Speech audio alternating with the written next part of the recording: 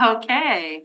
All right. Good morning, everyone. Welcome on April 14th, 2025 to the Standing Policy Committee of Public Works. I'd like to call the meeting to order. I'd like to begin with our land and water acknowledgement and to acknowledge that we're in Treaty 1 territory, the home and traditional lands of the Anishinaabe, Innu, and Dakota peoples, and in the national homeland of the Red River Métis. And our drinking water comes from Shoal Lake 40 First Nation in Treaty 3 territory. I want to welcome everyone in the gallery who's here today, people watching online, and I'd like to welcome Councillor colleagues, Councillor Chambers, Councillor Eadie, Councillor Sharma, our clerk, Mr. Prinsloo.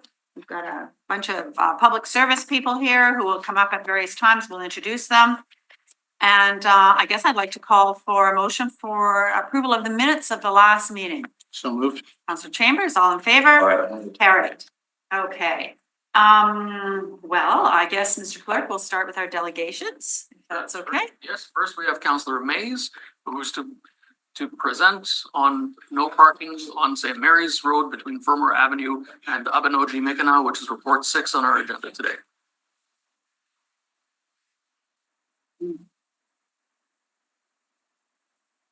So 10 minutes because we haven't changed the bylaws yet, as I understand it, so. I was wondering about that. All right, thanks for hearing from me. This is a report that I'd asked for some months ago. Very good work by the public service. I want to salute the public service. Very good cooperation, good notification, good review of the materials. We laid it over, or you laid it over a month ago at my request so that I could talk to the Old St. Vital biz. About 98% of the biz is outside of this zone. There's a little tiny bit of the biz that lies south of Fermor. So not much impact on the biz.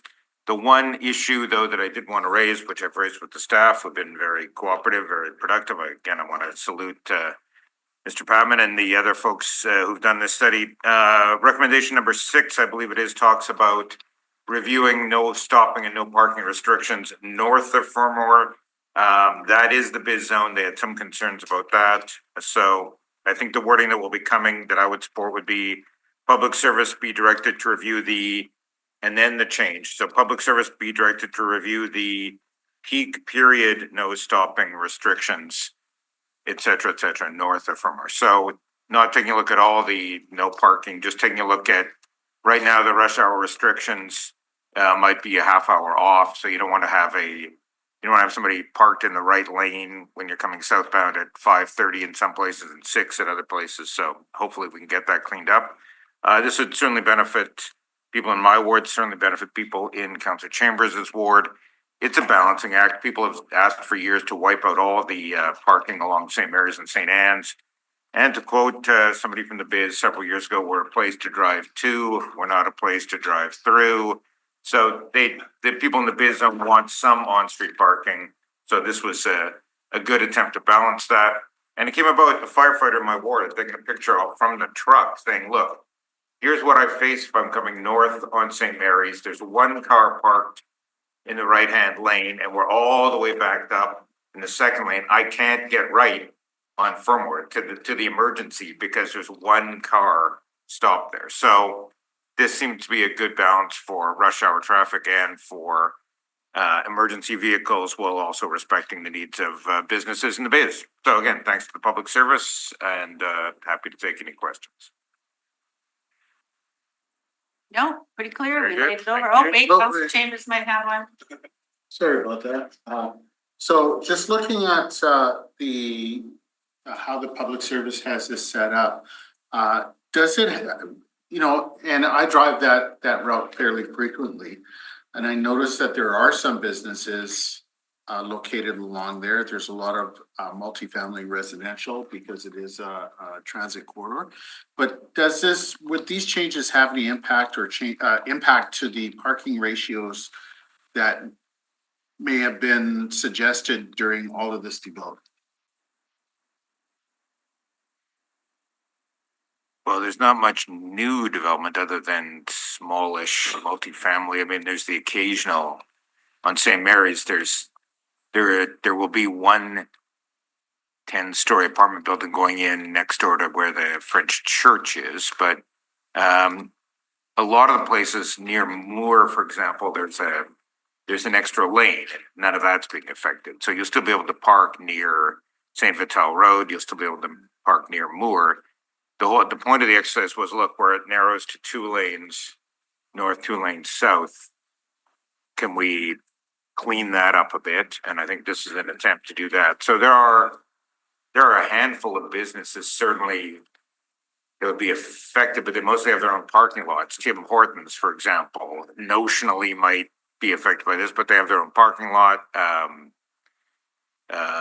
Further south where the former Lorenzo's supermarket was, but that's long since closed down, that they have their own parking lot in behind. So yeah, I'm not too worried about the implications of, I mean, there's been publicity in some of the newspapers on this. I heard from no one, but yeah, I don't think this is, I mean, when the apartment buildings have got in, they've eliminated the front driveway, so everyone's coming around to be serviced from the lane. So yeah, I don't think this is affecting the parking ratios. Thank you. Good, Good, all right. that's it. Thank you very much. All right, Mr. Clerk, our next delegate. Next, we have Councillor Gilroy, the Daniel McIntyre Award to be heard with respect to road safety on the corner of Ellis Avenue and Aaron Street, report 11, and pedestrian crossing on Westminster Avenue, which is report 12. Good morning. Thank you, everyone. I love your new glasses. See. Yeah, they're really nice. So I just would like to start off talking about the importance of road safety. I think we all know it. Most of us have these issues within our own wards, but in the inner city, we get a lot more flow through traffic from people entering into our downtown. And one of the intersections that we really notice a lot of near misses and actual accidents is the corner of Aaron and Ellis. And I know the city has looked at this in the past, and they might say to you, well, so you're going to get a report and they might say it's not the busiest intersection. But what I am looking at is to have at least some kind of traffic calming, especially in and around Goodies Bakery. They've had, I think, 3 accidents hitting their building and a lot of near misses. So at least if we can have a bollard, and then of course, I mean, it's 60 down Aaron. So it is a really, like, they're speeding down there. There could be light, we could be putting camera lights up, traffic cameras to really see if speeding is a big thing. Reducing speeds along there would be great to 50 because Sergeant's 50. So anyways, I hope that you look at that intersection, and even if the city warrants that it's not the most busiest and doesn't need as much traffic calming, I am looking for some pedestrian kind of barrier to protect Goodies Bakery, because it does seem to be the turning onto Aaron off of Sergeant. So if you can look into that, that would be really, really great. My next one is on Westminster.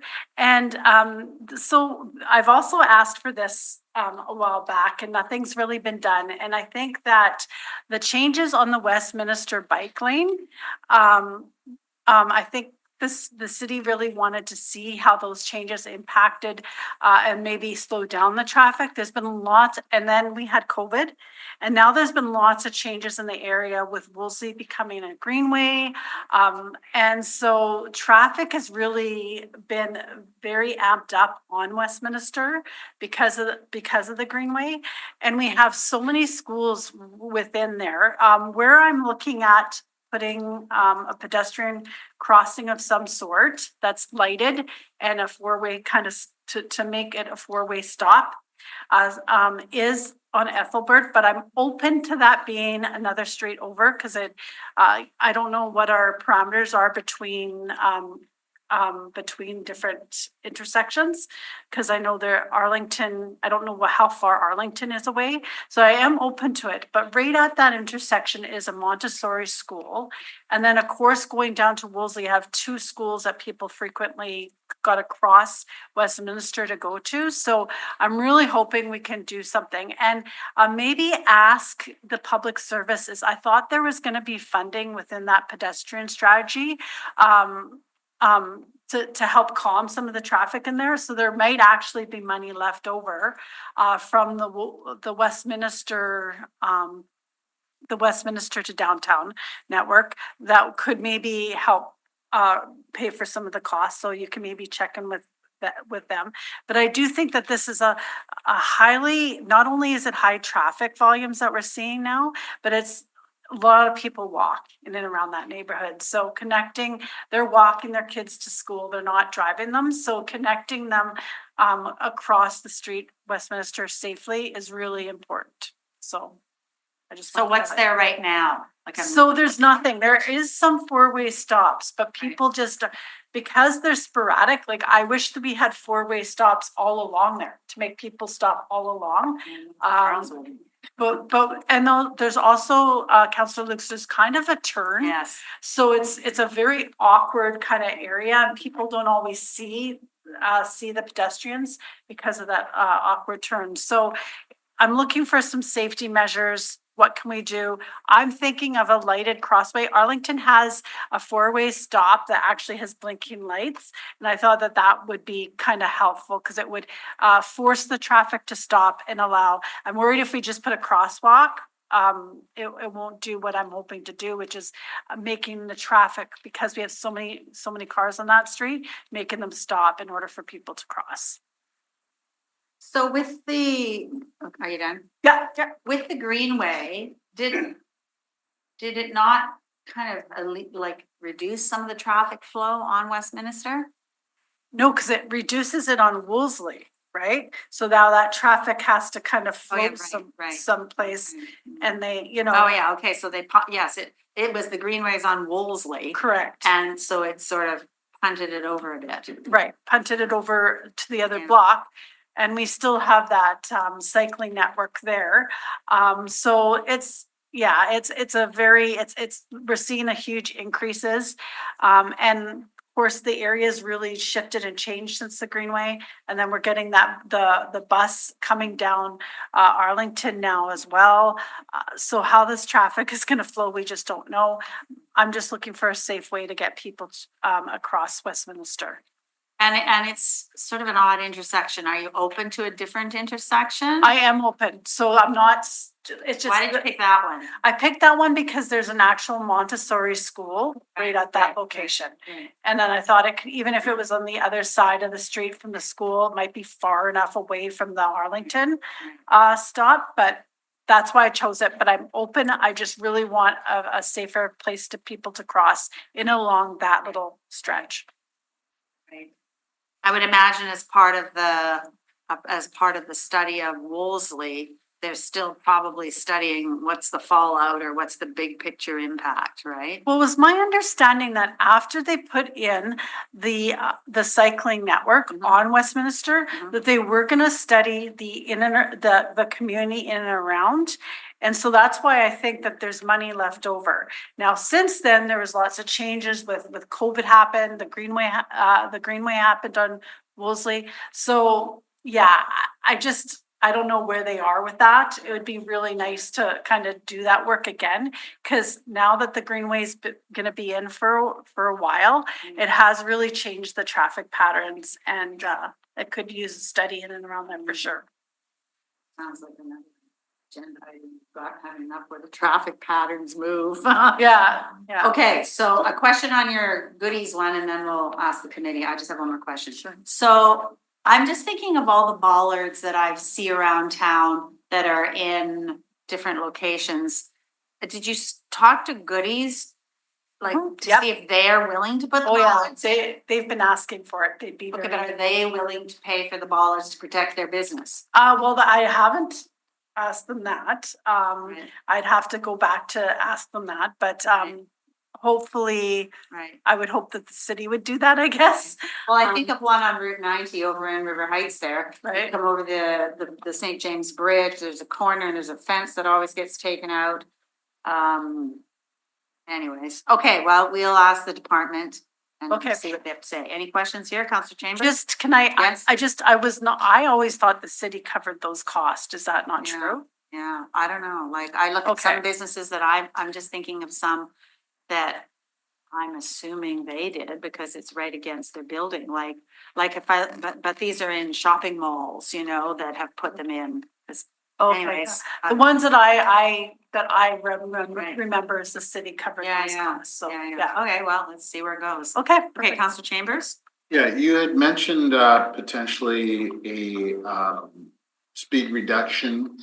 Was it on Ellis or was it on Aaron?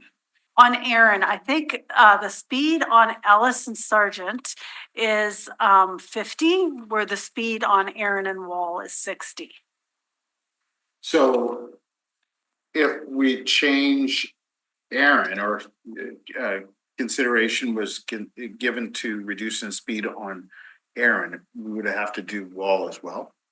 Yeah, oh, yeah, that's correct, yes. Thank you, Counselor, you're absolutely correct on that. It makes sense. Yeah. Yeah. Okay. Okay, no other questions? Okay. Oh, wait. Oh. Sorry. Yeah. There are residences on both Wall and Aaron, correct? On- Sections of it are residential. Yes, yeah, just, I don't know about Wall. Oh, yes, there is, yeah. On Wall and Aaron, yes, it is. Portions of it is residential. It's one of those really, it was industrial at one time, but we've added housing onto there. It's kind of a weird thing, but yes, there is residents on both streets. Okay, great, thank you. Okay. Okay, all right. Any other questions? That's it. Thank you, Councillor Gilroy. Next up. Next, we have Councillor Orlico from the River Heights Fort Garry Ward to be heard with respect to the Cambridge Street Traffic Management Plans, which is report 8 on our agenda today. Good morning. I'll be very quick because this is just a step along the way. And I just want to come by and thank the department. Been extensive meetings with me and the community. They've reached out pretty hard to make sure that the ideas that they're going forward are being either represented in the plan, if they can be. And as we have the theme today, traffic flows where it goes. Expanding the scope from just Cambridge to the adjoining areas. It's something I believe in because there's always an impact moving forward. And it gets also more complicated. Traffic, as we know, there's very rarely an easy solution on traffic. So once this report got out, which is now just a first step, and I'm very excited to see what the next step unfolds with the neighborhood, including those on Cambridge, including those on Guelph now, and Oxford. So I think it's going to be interesting. I've got a lot of feedback from other people. River Heights does have a big problem with traffic in general, from Centennial to Niagara. People are a little upset over there because they're not getting this. But again, we direct them to the process and how to go through it. And as we see, the process is quite extensive. I know some people in Cambridge were getting frustrated by the time it was taking, but it is quite complicated with the resources we have. So I'm very happy that we got to this point today. This was one of my election things. So I'm very happy we got to this point. So I'm looking forward to seeing the next step. And then how those consulting with the different neighborhoods. And again, I'm fully aware that I'll get a lot of feedback from Niagara and other areas, and that's just part of it because it does represent an overall problem we're having as we grow both up and out of traffic trying to flow through these more metro neighborhoods. As you've seen, Councillor Gilroy express the same concerns. So it's an ongoing issue, but again, the amount of effort that the department put into this one, I'm very impressed. The amount of involvement from numerous people in the neighborhood, I was very impressed. So I'm very happy just to say we're here today. And just to reiterate, this is just the next step. We do have the overall. And so when people, I've been sending them to Mr. Patman already, when we get those emails in about people have some concerns about the left-hand turns from Oxford or whatever it is, we're sending those through the pipeline. They have shown me in the past that the department does read those and listens to those and incorporates those. And even the feedback we got from the initial design, where some of it was incorporated, some wasn't, and that's fine. That's the way it works. I'm not a traffic engineer. I just can take the feedback I'm hearing from my neighborhood, and then with my own belief system that traffic flows like fish. So if you stop at one spot, you could theoretically just move it on to another spot's even worse. So it's finding that balance. And I think they found pretty close to the balance right now. So I'm pretty excited to move forward with the postcards and the outreach again, and we can get this thing done. So that's about it. Just want to give me, and thank you also to the department, you guys for moving this forward through the system. I know traffic is always, it's either transit or traffic. Maybe we need to separate those two into two different standing committees almost. But again, we're at a point now that I'm very pleased with. Good, I know, it seemed like a long time coming, but this isn't the only street in the city with these issues, right, sadly, but. Yep. But we're not Toronto either, so, anyways. Okay, any questions from the committee? Nope, all right. Great. Thank you very much, Councillor. Thank you all. Have a good day. Yep, Appreciate it. You too. All right, next and last, we have Tim Fennell to be heard on the same item. Morning, Mr. Pennell. Good morning. Thank you for having me, Councillor Lukes and all the members of the committee. And really, I'm just here. Hopefully, I'll keep it short for you. I'm here to thank everyone involved in the project for moving it forward and getting it to where it is today. We're quite pleased with the interim plan, and that's what it is, an interim plan. I think it tackled a lot of all the issues really that we suggested on our website and what we submitted. The plan touches on those and addresses those concerns that we had and potential ideas. So we were quite pleased with the interactions we had with Dave. Like I had a meeting with David Patton and the lead on the project, and we went through all the details of the project and discussed it at length. We talked about the potential for whether or not a speed reduction would be included, and that was sort of pending on the outcome of the pilot, that's citywide, of course. All the people that I'm involved with that have been supporting me along the way are all really hoping for 30 kilometers an hour across the city residential, and I think that's critical to this interim plan and reducing traffic across River Heights and the concerns that Councillor Orlico raised about traffic moving elsewhere in the neighborhood. I think a speed reduction across the neighborhood would be fantastic. So we will be supporting that as much as we can with all the organization that we can bring to the table, and hopefully that passes very soon. So again, thank you so much. I'm pleased with where we're at. I'm excited to see the physical changes to the infrastructure, and I look forward to working on the next steps of the project. Super, super. It is true, when the built environment changes, driving behavior changes. Yeah. Where that driving behavior goes is another topic, which they're also trying to address, right? Which, you know, we heard in the Wolseley area, same, but different. I have a street, not the same, it's not exactly the same scenario as yours, but I will say the department was outstanding with residents in doing just what they've done with you, meeting, discussing, just going through it. I mean, we can't do that with everyone, but this is an ongoing issue in River Heights, right? So it's a cut through street, right? I think we all have these cut through streets that create these just myriad of problems, so. Yeah.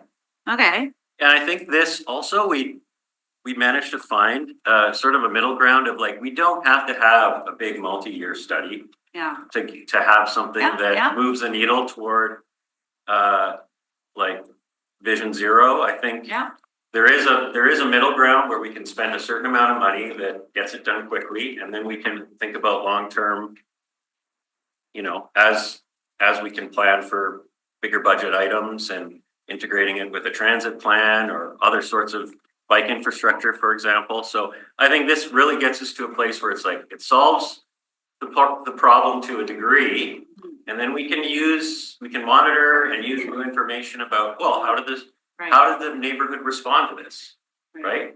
And so far, I've had nothing but positive responses. Oh, I got other streets that want it done too now. Yeah, so it's like, and that's what I was hoping would happen. Yeah, So- not Councillor Orlico, I keep sending them to him. Yeah, yeah. So like, if this starts a trend across the city of Yeah. people like, hey, I want this for my street, Yeah, that's great.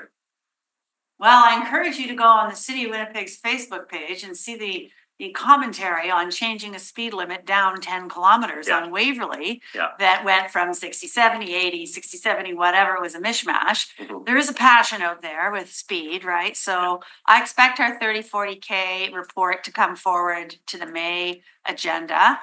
You know, we'll see where that lands, but for your particular case, yeah, I think everyone likes to study. We all like to study things, but I think you guys made a good point is let's look at a short-term pilot. And I think the Public Works Department did a fantastic job of putting together a really robust review to just test the waters, right? See what happens, track, monitor. And I mean, I learned this many, many years ago when the stadium came to Fort Richmond. You can do all the modeling and engineering in the world that you want, but like Councillor Orlico said, traffic's like fish, like it's like water. They'll, figure out where to go. And sometimes you just have to do the modeling and do the planning and then just let it play out. And may not be, and we'll see. But we all have to be patient as we watch it unfold, right? It's kind of like this transit system we're installing now, like there'll be some glitches and humps, but it's working great in Southwest Winnipeg, too great, actually. We need more buses, but we have to let it unfold and make little adjustments. So I thank you for your advocacy on this. And I've been on that street. I think I told you, I parked and got out and was like, whoa, right? It was, wow, not what Yeah, I I saw you expected. commenting on the news story there. Yeah, Appreciate- yeah. Appreciate that support and that's sort of a public forum. Yeah, and then I thought, oh, maybe people will think I'm having preference for the person I know on the street, but not at all, right? It's just, I just happened to stop and visit it this one time and I couldn't even get across the street, right? Yeah. So, but there are many streets that are holding a higher volume of traffic than they're built for. Yeah. But that's a whole topic too. So Yeah. anyways, okay, Tim, well, this is great. Thanks for coming down. Yeah. This is good. We really appreciate the advocacy and sometimes, it takes that to move the dial, right? Chiseling away at Everest, so. Yeah. And of course, we'll be here to support more traffic calming and cycling network things Yeah, as they come up. and I encourage you to come on April 26th to the convention center. I'm not sure who all from our committee can be there. I know I saw a draft of the presentation and it's outstanding. It's fantastic. Like it's great. It's good news. It's challenges and opportunities, but I encourage you and anyone in the AT community, I'll fire out the poster later today and come down and have a good conversation. Thank you. Thanks so much. Yeah, okay. Have a good day. Thank you. So that concludes the delegation. Okay, that's it for delegations. No other delegations. Okay, perfect. All right. So let's start the report now. The report, so. All right. Good morning, transit. Transit, lots of drama in transit.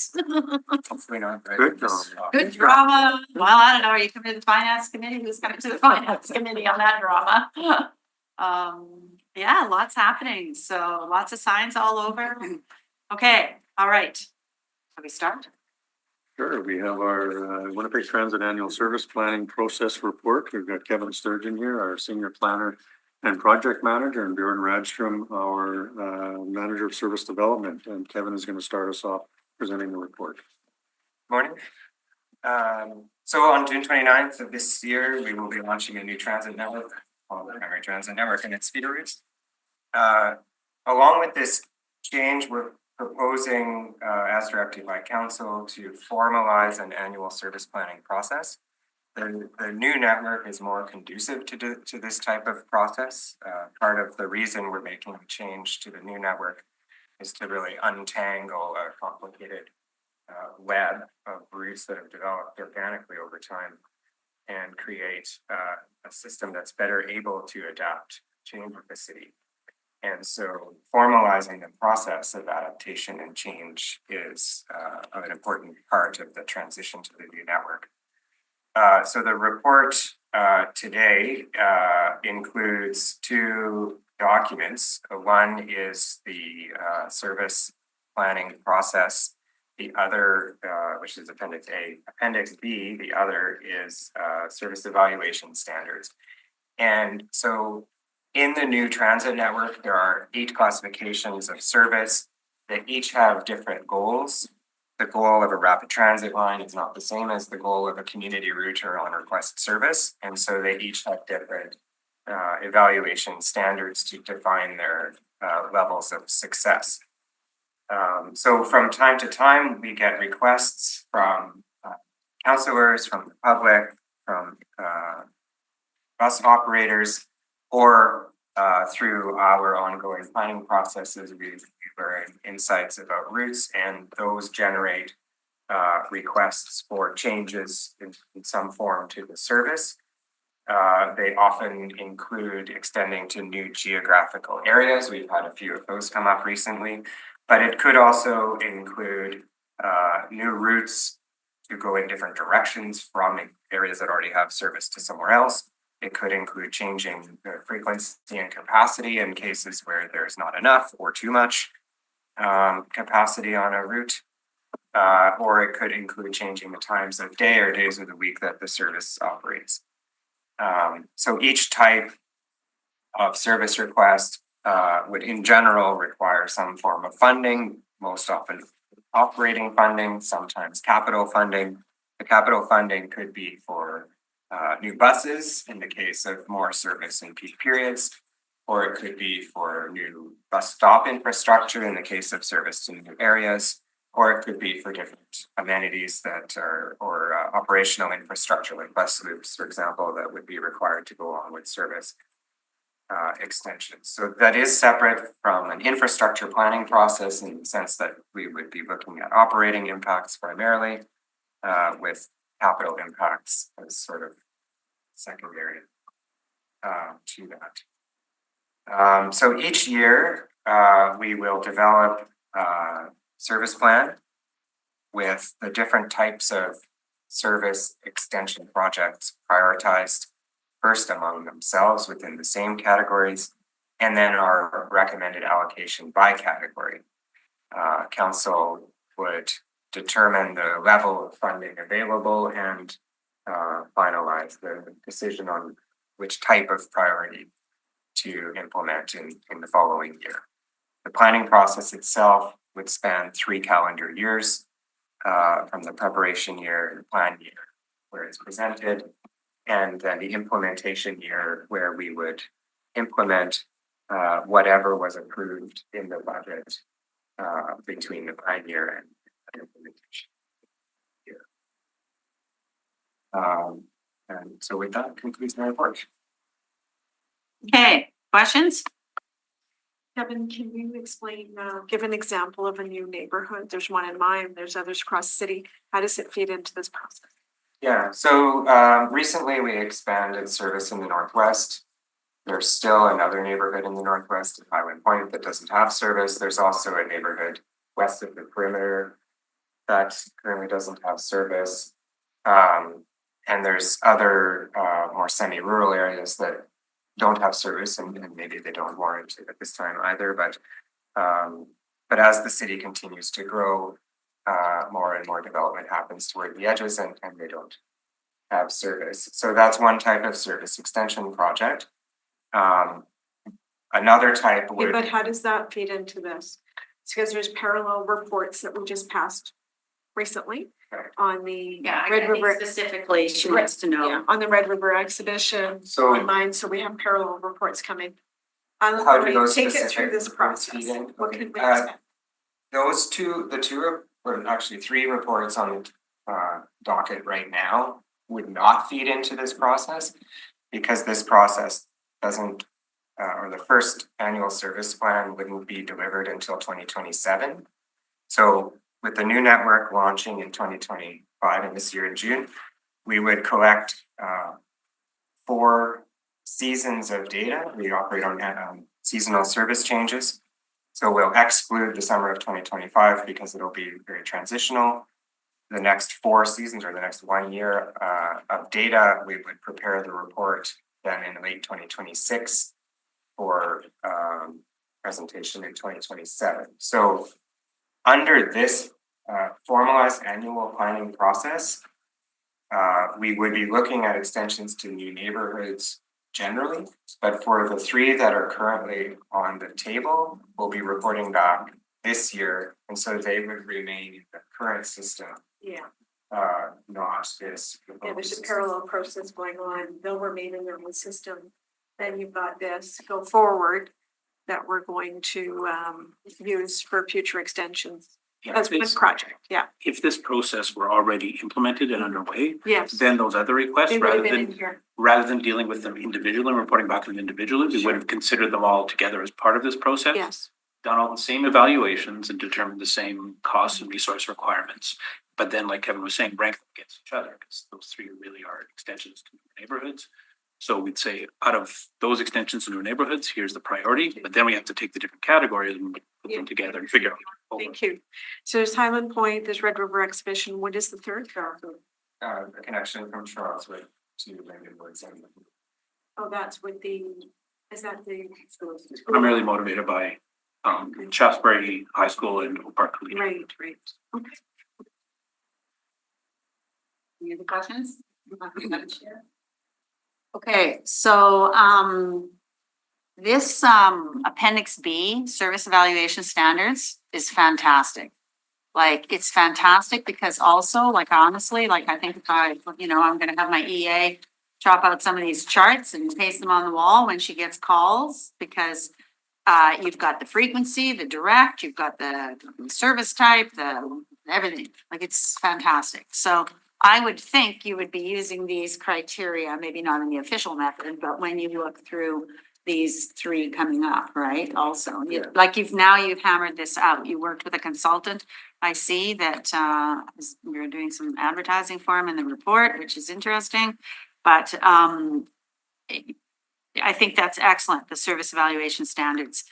So now we're gonna do this change in July or in end of June. What do counselors say to residents that get a little passionate about their routes changing? What would, and maybe we'll get the communication person to provide us a few clear statements on this, because we're not gonna send them this to look at. So what would we say if someone calls in September and says, this route's horrible, I've got so many people that we can't get on the bus, or we have to walk too far, or I don't know what they'll come up with, but something, they won't like it. What's the line? I think the most important thing for people to know is to provide the feedback via 311. Right, So 311 is really the central place for receiving that feedback. We do get reports from 311. We do find out what people are saying and what people are requesting, and we rely on that as input into the planning process. So the most important message is to make sure the feedback gets to 311. Okay. That'll make sure that we get it and that it's stored in the right place. And so then beyond that, we will be looking for any sort of quick win that we can do post-implementation. So before this process gets going in earnest, which we recognize takes a couple of years. If there's anything that's no or low cost and we can do somewhat quickly, then we can consider those types of changes. and how would you want those brought forward? Again, through 311. Right, you don't want motions from counselors or? It ends up in the same process either way. So, if council would like to make pass a resolution to have us look at something, of course, we will do that. But it ends up in the same process, no matter which channel it comes from. That's part of the purpose of what we're doing, is to make sure that all the channels of communication funnel into the same process. And so, if there are quick wins there, as there were after 2020 in the southwest part of the city, there were a few minor changes that could be made quickly. And if there's no cost to it and it can be done with little impact, little downside, then we wouldn't have to wait until 2027 necessarily to implement those kinds of things. But anything that does have a cost impact, or that where there's benefits and drawbacks, and it's a matter of defining those and documenting it and coming to an understanding of its relative level of priority, then we would put that into the first annual service plan for 2027. But of course, if council did want to prioritize funding something in 2026, then we of course respond to the direction of council. So when you made those changes in Southwest Winnipeg, you made a report and it came back. Will you be doing the same for any of these other ones?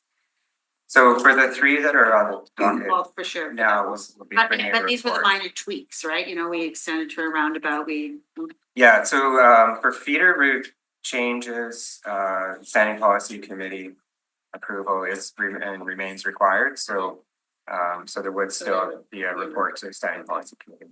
Unless it's just schedule type changes. We Right. will make those on our own. If it's Yeah. routing changes, Right. we'll be here. Okay, so then in 2026, so you're gonna go basically from September of 2025 to September of 2026. End of August 2026. End of August, you're gonna make you're gonna prepare your report. And then I'm just thinking from the budget process standpoint, because 2027 is the 4-year budget, right? So you're figuring between August and November, you're gonna get a report to council on what changes and how much it's gonna cost? Our timeline for reporting is the first quarter of 2027. Okay, so then we'll have missed the budget. Yes. So that's a big problem, right? Isn't that a problem? Yeah, I could see that being a problem. There would be Well, it is a 4-year budget. Yeah. And we do lay out, big things in the 4-year budget, right? Like we laid out all these other routes 2 years later after we approved the budget. the first quarter of 2027 was the council directed reporting timeline. Okay, well, we must have missed the boat on that. So if we were to report in the fall, we would have to do it on fewer seasons of data. Yeah, I know. Yeah, we wouldn't have even had our first full year of data by the time we'd be writing the report. Yeah, I know, I hear you, Now, there are some things we're already aware of that are gonna need funding. The one we talked about before the PTN was even approved is the weekend service is one that we know is gonna be. So if we were to bring something to council earlier for approval, we can include things like that that don't necessarily need the full data under the new network. Oh. Okay. All right, well, maybe we'll get a windfall federally or something for transit. We won't have to worry about budget process. There you go. Okay, well, that's an interesting sort of, but I hear you, you need a full year data to really make, and then compile it and purge it and go through all that. Okay, okay, well, this is good. I was really concerned about this because people will be calling and I had an experience where we changed a route significantly-ish in a neighborhood and very, very good, strong advocacy from community, but I just envisioned you being inundated with 15 counselors saying my residents want changes, right? So I'll reiterate this at EPC and at council, and encourage everyone to read this and do all we can do, right? So they understand. I don't know if you're nervous. I'm getting nervous. It's getting closer. Okay, one last question, then I'll pass it on to you. So I did send you an email on Fort White Alive. This is exciting news, right? Fort White Alive is going to get transit for the first time ever. Do we know when that starts? So the service is officially approved. It's already in our books as Yes, operating there. We're right. basically on a Right. detour right now.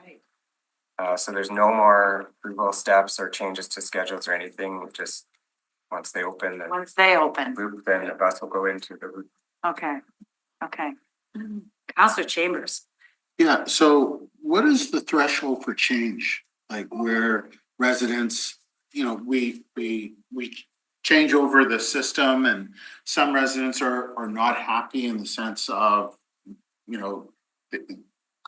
because of the change, there's less frequency on the street, or there's a bus that doesn't even come anymore. I note that down Ward, which, there's a lot of, currently there's a lot of buses going down. With the new change, there's not gonna be any buses going down. There's a grocery store, Sobeys at the corner of Ward and Dakota. There's other services there as well. I'm just concerned that residents are gonna come back and say, I don't have access to a grocery store now. So what is the threshold for change in that circumstance where residents start to come back and say, hey, this doesn't work for us? Yeah, so that's exactly the type of feedback that we're expecting to hear. And when people describe it in the way of, there's a destination that I can't get to very well. And they tell us in general where they're coming from and going to, then that that would be the input into this process, and then we would collect all the different types of that input, so that resident going from this location to this location, and all the other people that we hear from, we look at all that data and look at the data being, all the feedback, I should call it. Are these in fact missed connections? There was an example recently, students traveling from Lindenwood to Charleswood. That is in fact a misconnection. The transit network will not serve that connection very effectively. And so we're looking at a new route that would serve that connection. But we also have other requests like Charleswood to the Outlet Mall or Charleswood to the Southwest Transitway to connect to the University of Manitoba. So we hear those from different people, we hear different connections, but they're generally related. And so then we try to design a route that will serve as many of the pieces of feedback that we heard. That route, of course, has a cost. And so then it's a matter of looking at all of those requests and prioritizing them. And so that would be in the family of requests that we would label as increasing coverage, which would then go next to, in a list, other types of requests that require funding, like on another route somewhere else, maybe there's lots of pass-ups.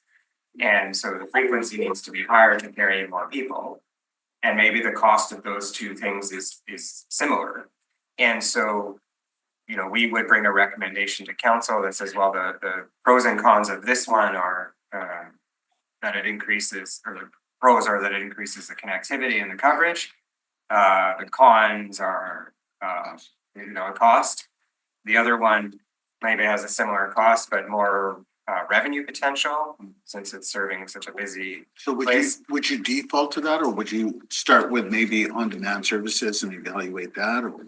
It really, that goes back to what the challenges are that are trying to be solved. So in the case of, again, with Charleswood to Lindenwoods, that wouldn't really be conducive to an on-request connection.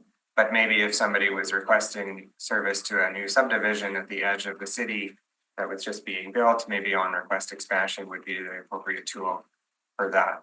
So each year we would look at all the requests, look at what we think would be an effective way to address the problems, and then itemize the pros and cons and the cost and the revenue potential, put them all in a list, prioritize within the categories, and then present our recommendations to council for this year's priorities, and then implement whatever council. Thank you. Okay, that's it. Okay, well, I was waiting for this for a long time, so this is good. So, and I do see, just wait here, we do have someone that had sent in comments, okay, and he was speaking to the comments related to the school system. And Waiting is a long time. yeah. I guess you don't know if the school divisions have notified all the parents. I guess the media As has. far as we know, they have. We've heard from just within our own staff who have children in the school system that several of the divisions have sent letters, and I got one about a month ago from the Okay. Winnipeg School Division as well, outlining all the changes and whatnot. So it was a pretty detailed letter. And it came from the superintendent through all. This is one of the reasons why we're hearing about it now, is because now it's becoming a reality as parents are hearing about it from the schools themselves. And we hadn't really publicly publicized this, that we were canceling these routes, right? We had just talked directly to the divisions. I don't recall any report or anything saying it, do you? Yeah, I don't think it was specifically outlined, except that all of our correspondence has been saying that the entire transit system Sure, will right, cease to exist and be replaced by these sure, routes. sure. Okay, all right, Counselor Edie? It's the question about the charters. Those charters, those are basically were established for high schools, is that right? Originally, they were for high schools because at some point, I think in the late nineties or early 2000s is when schools stopped doing busing for high schools and then eventually for junior high as well. So then school divisions needed to figure out what to do, and a lot of them didn't have enough buses of their, well, they had to figure something out. They couldn't provide the service directly, I guess, because the province wasn't funding it. So then there was this mishmash of different things where. No charter for an elementary though. No. Middle schools are the youngest. Middle schools, there are some. Documents. Okay, just curious.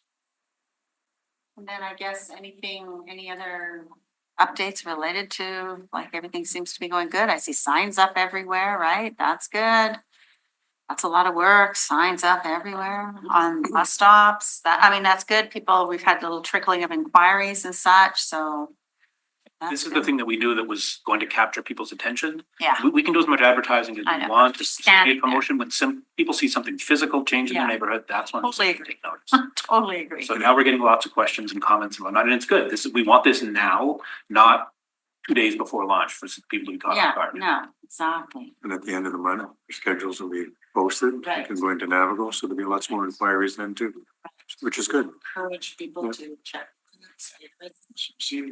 People are getting a bit nervous now because they can't see the schedule, so they don't realize I- which options are available. And in fairness, it'd be tough to look at a map and figure out exactly how to get someplace. Right. But when they can go in and use Navigo, put in their origin and destination, then it all becomes clear. So that So I that guess- calms some nerves a little bit. One of the concerns that I'm sort of getting a bit of is the connecting up of the feeder to the main, right? So, and that will present challenges when there's construction and, the synchronization of that won't always be on time, right? No, yeah, they're, depending on the level of frequency of the bus you're connecting to, their wait times vary. Hmm.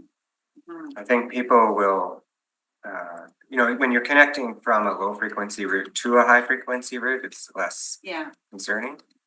But connecting from the high frequency to the low frequency, yes. which for a lot of people would be their trip home at the end of the day, that's where you really want that low frequency route to be on time.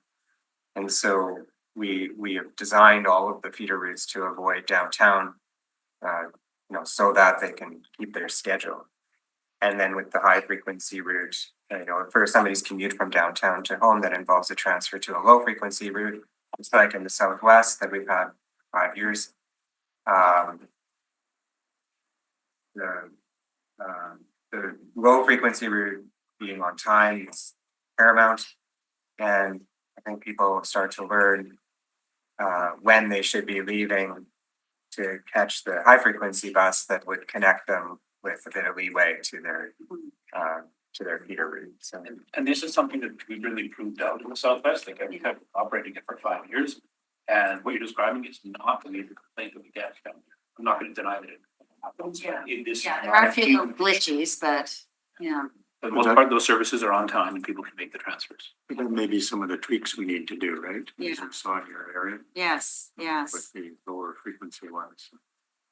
Yeah, and they're just, the comments I've been getting are just more nervous or concerned about it, right? Because they're used to the get on the bus, then get off, not this transfer stuff, right? But, okay, well, let's march on. It's exciting. We must plan a party when we launch this at Portage in May, and I'm gonna talk to the mayor about it. I don't know what you guys are on board with this party, but I think we will have one, so this is good. Okay, thank you very much. To accept this. Yeah, okay, Councillor Chambers, all in favor? Yeah, thank you. Thanks very much. Okay. We're here in person.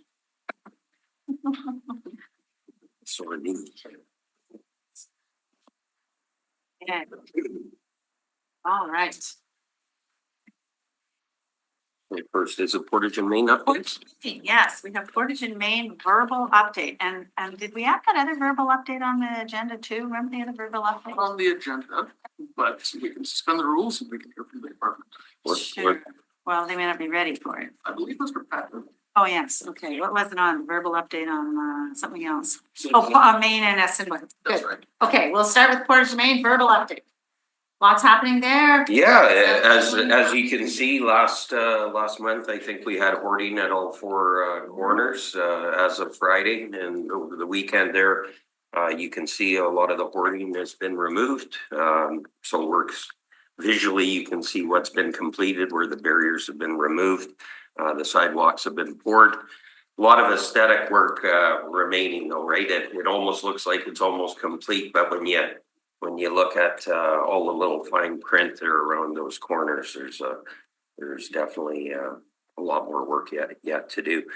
The traffic management component hasn't really changed much from the last month. Outside of that, I think we have Bell MTS doing a failed vault work on Portage Avenue East. So they had a lane shut down and doing their investigations. It's called a duck bank failure investigation that they were doing. Again, we're not receiving any extreme delays as a result of the traffic management plan that's been implemented there. I think everybody's cognizant of whether they have to go through that area, if it's mandatory or. Yeah. Incredible, that not all bogged down and backed up, like the drama that was sort of maybe gonna happen. I don't know, Again. Days. Yeah, no, and those days were there before as well, so all it. Yeah, Sometimes you go there and forgot. So people are avoiding and you've got a good system, Jim. yeah, the key is that any lane breakdowns, where a vehicle breaks down in one of those lanes during rush hours, that's where you're gonna see that significant backup that Councillor Edie was referring to. But fortunately enough, we're getting them moved fairly efficiently off of there. But there has been days, I know I was in one there in December, that was pretty significant. And but lately it's been moving along. Is it ever really gonna well. be closed completely to traffic? Pardon me? Is it ever gonna be closed completely to traffic during construction? No, I don't believe so. We'll always have something linked up. Yeah, there'll be changes to those closures as other works get completed, like signal related works and stuff like that, but not too bad. On the budget side, the overall project, like we've been talking about, is still within the budgeted authorized budget from council. The tender itself, the single tender for MD Steel, that one's tracking a little bit over the approved expenditure, which is one component of that overall budget. And for us, if it goes $1 over, we have to come back to committee because committee was the approval authority for the tender. So we'll probably be coming back with an over expenditure just for that line. But we're still within the authorized budget. So tracking really good that way. We have on schedule, we're out about a week on the northwest corner, probably a lot to do with the CN telecommunications roof there as we went through and took a look at that. The contractor's working on making adjustments to that schedule, and on Friday, when we did our walkthrough there, we're talking to the workforce there, and that they're putting in the effort to get that all completed. So it's looking pretty good, actually. We have some hydro vault work that was being conducted there if you're driving through on Friday on the southwest corner. And again, I don't believe they're working there today or Thursday this week. So that anytime utility comes in and can't get in and out in an efficient time frame poses a bit of a challenge for us. But overall, that's going pretty good. That as well on the southwest corner, as you can see, the cladding project from the property owner is commencing, which was identified quite some time ago. But that's ongoing right now, as you can see. Other than that, like more or less everything that we did the walkthrough on is just progressing. We haven't. Nothing's changed in our risk list outside of what we've completed. Other than that, it's going along pretty well. Any questions, comments? Yeah, I have a couple. So when do you think the hoarding's all going to come down? Or I guess, I mean, they're pouring sidewalks and everything now. Yeah, so the hoarding doesn't open anything up. Right. Like if you take, just as an example, you take a look at the both the northeast corner and the southwest corner over the weekend. It's still a construction site, even though the hoarding's down. There's a lot of the aesthetic, like all the banding has to be completed and the tie-ins and all that type of work. So the hoarding is taken care of when we have pours and work, like with weather conditions like this, works out really well. But we're gonna see the majority of that hoarding come down in the next couple of weeks. Yeah, pretty much by the end of the month. Like they're trying to do all the winter work, then they open it up, and then there's still gonna be work in each of the quarters. So will the actual roadways be paved? Will they be mill and filled? Yeah, because there's some. It's like, I'm even afraid to talk about potholes with Mr. Cantor at Portage and Maine, but anyways, maybe you could remind him, there's a bunch of potholes there. That it would really, I know it's a construction area, but we can still slap some asphalt into Other it. than the curb lanes right now, then there's nothing like just repairs along the curbs, that's. Right, so there's no plan to put a nice sort of, no, eh? Really, Not right now. not right now. It'd be just so nice to have a nice new mill and fill. Well, and again, that wasn't there's a number of things still at play here. Mhm. There's the concourse structural Right, storyline there as well. So again, there's more to be heard underneath as well as what the work we're doing just to open it up. But the goal was to open it up. And again, try to do everything we can to limit the impact to the motoring public as well. all right. Question?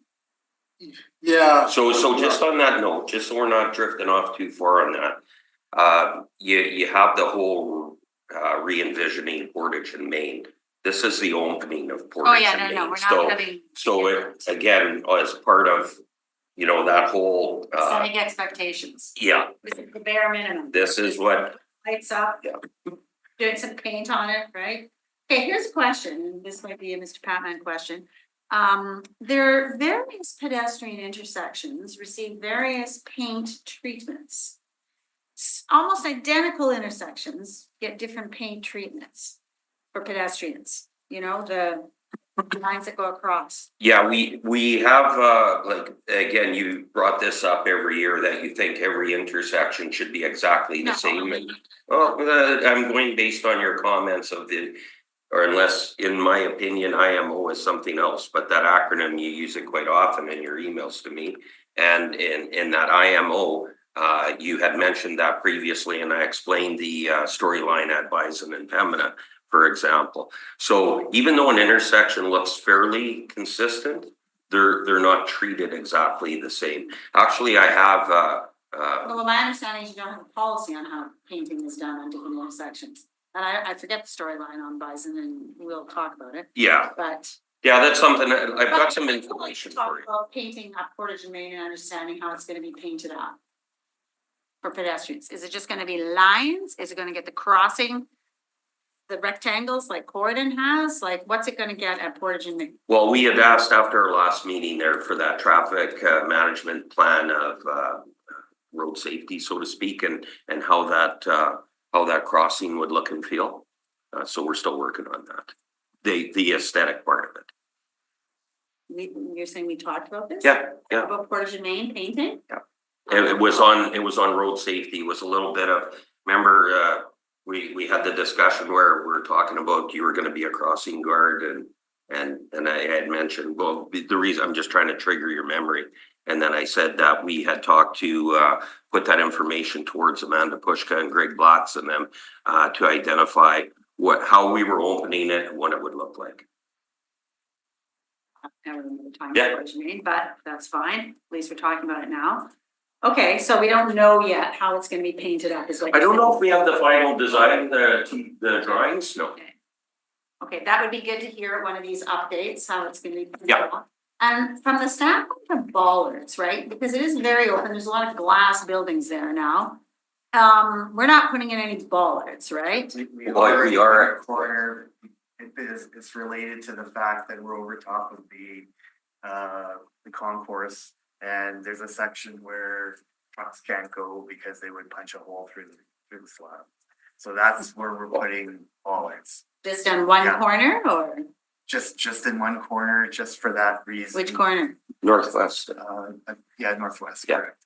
And beyond that, this intersection is no different than any other intersection Yeah. downtown where we don't put bollards everywhere. Right. And bollards aren't necessarily safe on their own either. If somebody hits a bollard, that's a it'd be a fail. Yeah. And the bollards are gonna be put further back. Yes, okay. Okay, super. Okay, that's Portage and Main update. No other questions on Portage and Main? No? Okay, all right, so let's move on to the first report here, or the next report. We have a motion to receive that. Oh, yes, sorry. Motions from someone, please. To receive Portage and Main verbal update. Thank you, Councilor Sharma. All right. Okay, University Crescent budget adjustment. Okay. So this report is basically an accounting exercise to bring money in that we received from the developer and replace funds that were allocated to the project temporarily. So there's like 3 different items there. One is related to the developer's funding of 1 lane of roadway over the section of the development. The second was that was about a 1.07 million. The second portion is the developer asked us to undertake land drainage sewer connection works for them. So we did that. That's 900,000 a direct payment from them for that work.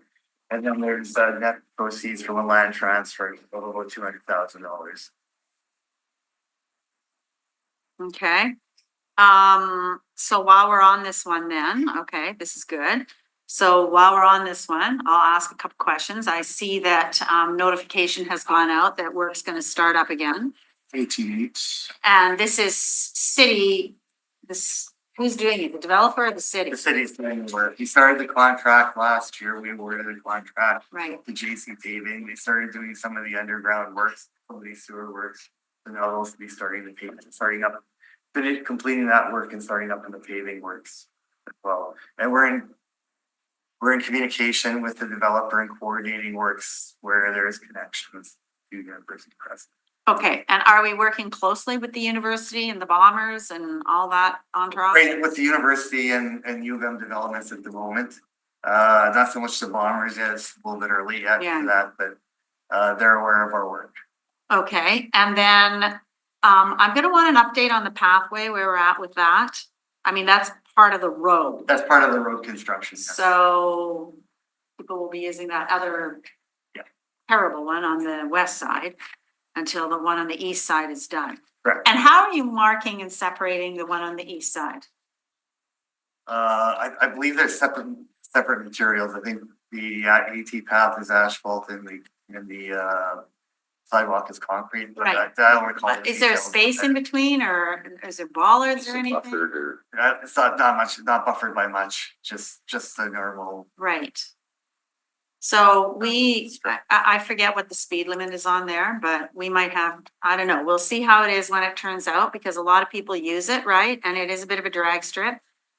The AT path is not on the road. It's off the road. I think you're referring to the shared sidewalk with an AT Yeah. path Yeah, and the That's concerns all. of the AT with the pedestrian yeah, is when they're not buffered like that. I mean, the a similar example of that same infrastructure is on North Keewatin, up to Jose Rehal Way, Mhm. Dr. Jose Rehal Way, and we haven't really received. I don't even know many, but this is a different volume Oh, of the region pedestrians involved, and cyclists, so yeah. we'll have to see again. Outside of sharing the infrastructure signing. This is a higher level than just a multi-use path. Yeah. Yeah. Well, the biggest thing is when we construct two pieces of infrastructure that are essentially share the width. And more or less you have the ability to cross. Yeah, it was also like balancing act in this location I because know. you have the trees, you have the loss of property for the development, all of that. Okay, and I will still say on this project, that U-turn at Wedgewood is horrible. Like the U-turn right at the pedestrian crosswalk, like I get calls on that all the time. I don't know if you do or not, but it's horrible. But it is there and it is what it is. But people that come down, that want to go to 30 University Crescent to that apartment block, they have to do a U-turn and they're doing it right at the pedestrian crosswalk at Wedgewood. So anyways, horrible location, but. Okay. Any other questions on the University Crescent one? Yeah. Oh, wait, Councillor Yeah. Chambers? Let me just. In terms of. So in terms of this project here at University Crescent, what is the ultimate objective in terms of the sewer work that's being done here? Well, the sewer work, the developer had to connect into the land drainage system, so that we're doing that work for them, but we also installed a land drainage sewer along the west, I guess, side of the University Crescent. So that we could put the AT path in, otherwise we would have had to take about 10 meters more of property to have a ditch and then the AT path on the other side, wiping out all the trees, so it was kind of like a matter of bringing it in tight. Yeah. And then we're draining to their pension pond that they built. Yeah, thank you. Right, go ahead, Ross. Oh, I was just gonna move the motion. I'll move the recommendation. Okay, all right, all in favor? Aye. Carried. Okay, perfect. Next item. Thank you. Review of image capturing. Okay, I think we had laid this one over for you, Councillor Chambers. And I don't know if you have any updates on what's happening with the police board and But I can't say. you do, but you can't say. Yeah. Good, because you know what? We have a meeting at Finance Committee with the police coming and they're talking about enforcement and I'm happy but not happy about that. So, okay, well, so what are we gonna do? Receive this as information? Yeah. Okay, motion to receive it as Can information? I ask a question? Oh, sorry, Councillor Edie. Just, will we hear something? Yeah, I believe there's something in front of. As I understand, there's something in front of the province right now, and they're just waiting to release it. Oh, okay, good. Good. They are ultimately responsible. Yep, it's their act. Okay. Call the question. Okay, all in favor? Aye. Carried. Okay, Public Works Street Bylaw Enforcement. Yes, good morning. So in January 2024, the Standing Policy Committee on Public Works approved an increase to fines for violating the streets bylaw. They also requested a report on other cities' best practices, options for upgrading the streets bylaw enforcement program, and a cost estimate for the upgrade options. This report summarizes a review of Winnipeg's program and the programs in other Canadian cities. So the current practice in Winnipeg, we have it set up so that contractors must request approval for occupying any part of a roadway, sidewalk, or boulevard. The city processes between 8,000 to 10,000 lane closure requests each year. The application is detailed, it gets reviewed by staff, and if applicable, it's fees that get charged based on the size and duration of the closure. The program generates about $1.5 million in annual revenue. Enforcement is handled by 4 special constables. Only 1 is dedicated to regional road closures. Enforcement is focused on educating contractors, trying to correct the situation rather than levy fines. And constables use stop work orders and fines if required. Comparing this with other cities, Winnipeg has fewer lane closure approval and enforcement staff than comparable cities. Many cities require detailed traffic control plans for most closures, and Winnipeg only requires them for the most complex cases. Other cities use escalating fines for repeat violations, and Winnipeg fines are flat, they're the same each time. Talking about challenges and areas for improvement, Winnipeggers are concerned about pedestrian cyclist safety in construction zones, better coordination of lane closures, consistency in the use of temporary traffic control measures like signage, improved public communication about construction impacts, and when work sites appear inactive or nothing's happening in them for long periods of time. The public service is currently working on updating the manual of temporary traffic control to be more user-friendly, exploring software to improve traffic control plan review, enhancing the lane closure application system, procuring new right-of-way management software for better permit tracking, and better coordination between the city, the public service, and the Winnipeg Parking Authority. In terms of future options, what to do next, the public service is currently finalizing a corporate enforcement strategy called CES for council's consideration. The CES will set goals for bylaw enforcement across all departments, including public works. Thusly, we recommend that any major changes to the streets bylaw enforcement program should be considered after council reviews the CES and in the context of that implementation. Okay, so any questions or comments on this? Yeah, so 2 FTEs to support this initiative. 4. Four. Yeah. There's 4 special constables. To oversee 8 to 10,000 scenarios of lane closures. Well, I'm looking at page 11 and 13. It says us adding 1 special constable, 1 FTE plus applicable salary and non-salary costs, and lane closure coordinator. The cost of adding 1 lane closure coordinator. So you're saying 4? We have 4. You have 4 right now. This is what it would cost. Oh, okay.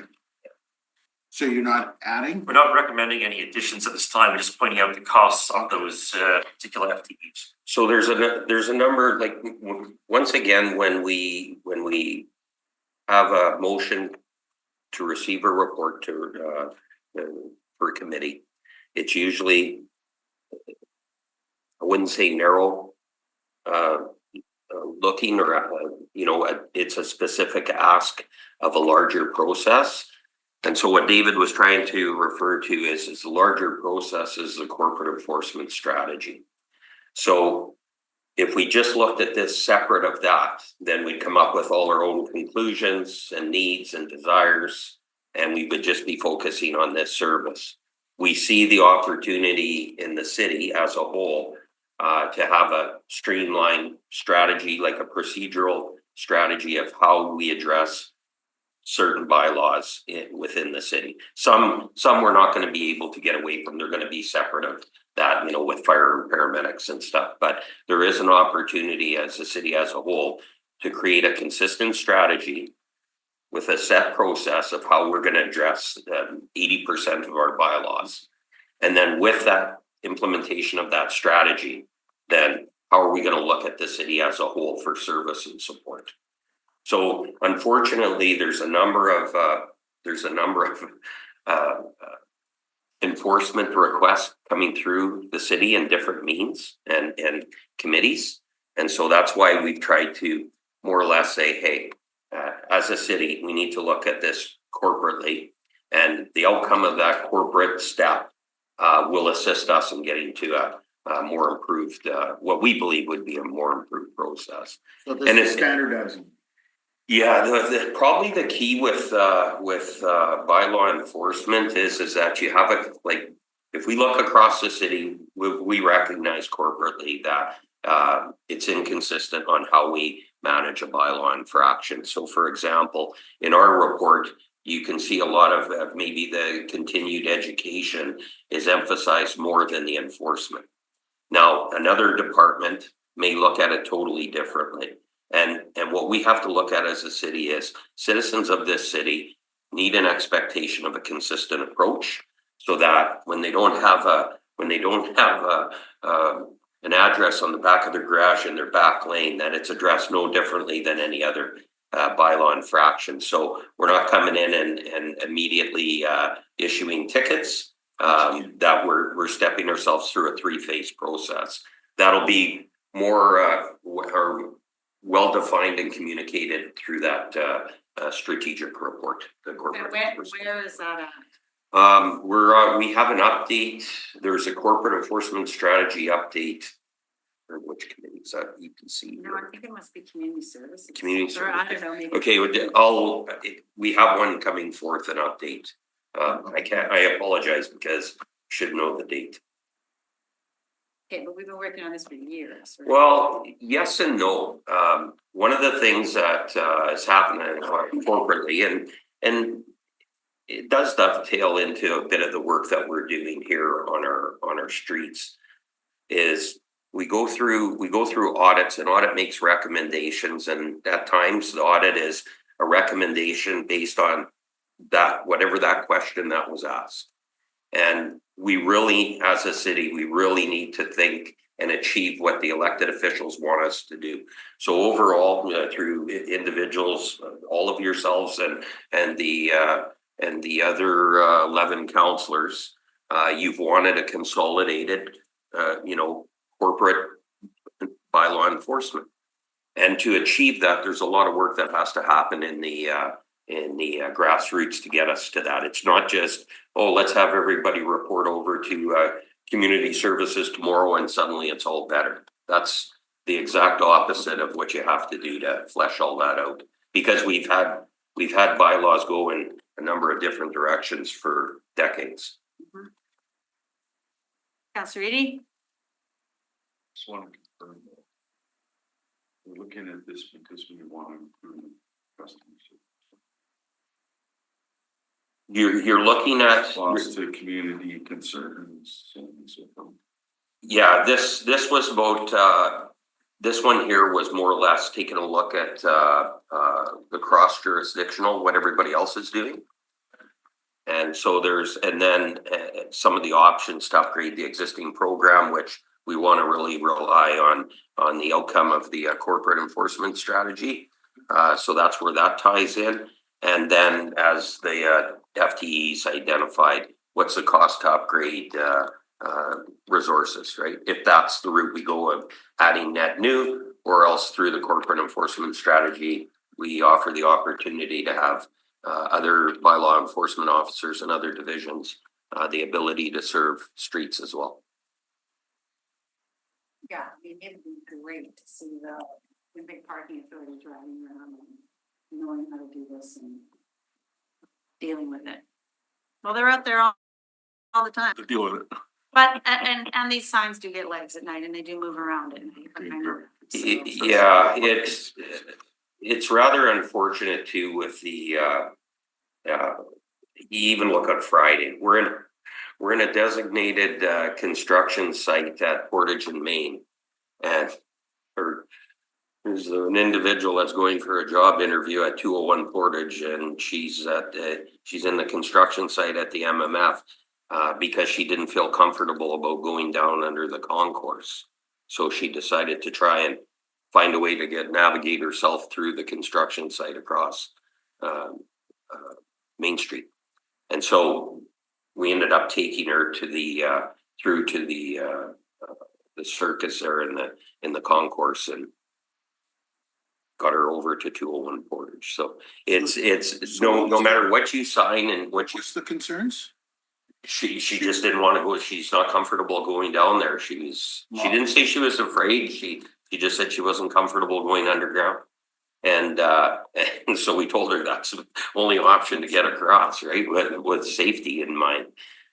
When we look at job sites, it's a real struggle because even when the project or the contract administrator and the project manager on site set up and recorrect barricades first thing in the morning, mid-afternoon something's being moved, right? And everything associates itself to a cost. So not always is it a bylaw infraction. It's maintaining the site as per the project as well. And some of that is challenging here for whatever reason. Okay.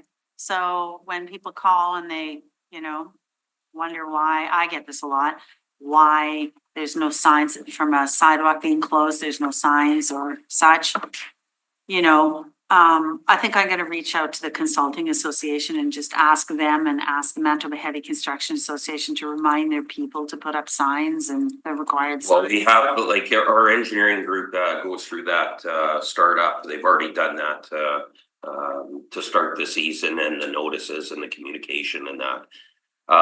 Some of the locations as well are challenging because there isn't, just looking at, I won't use Portage and Main, a couple of sites in the downtown here, there isn't sidewalk access. So they're informed to cross earlier. They choose not to, and then complain about the fact that there's no available crossing because it's not safe. And so we have a number of those too.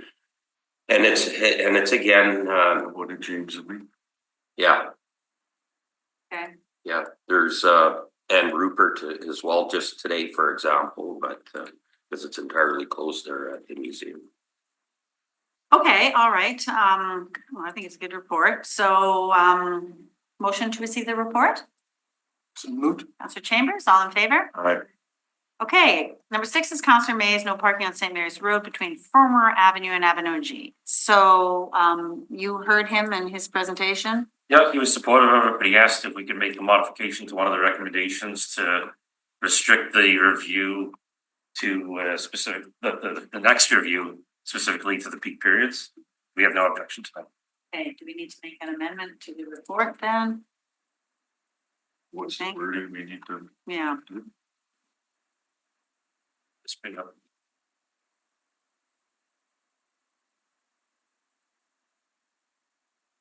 Yeah,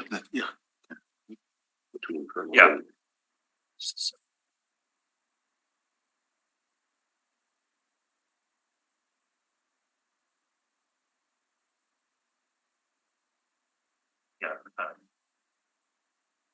Yeah. So that number 6, the public service be directed to review the parking stopping restrictions along the portions of St. Mary's Road between Fairmont Avenue and Marion Street, northbound and southbound, during peak periods, just adding the wording during the peak periods.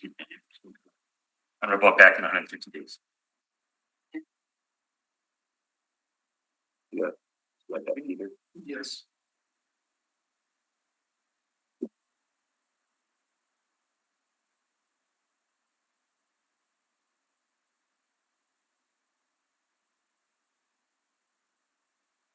okay.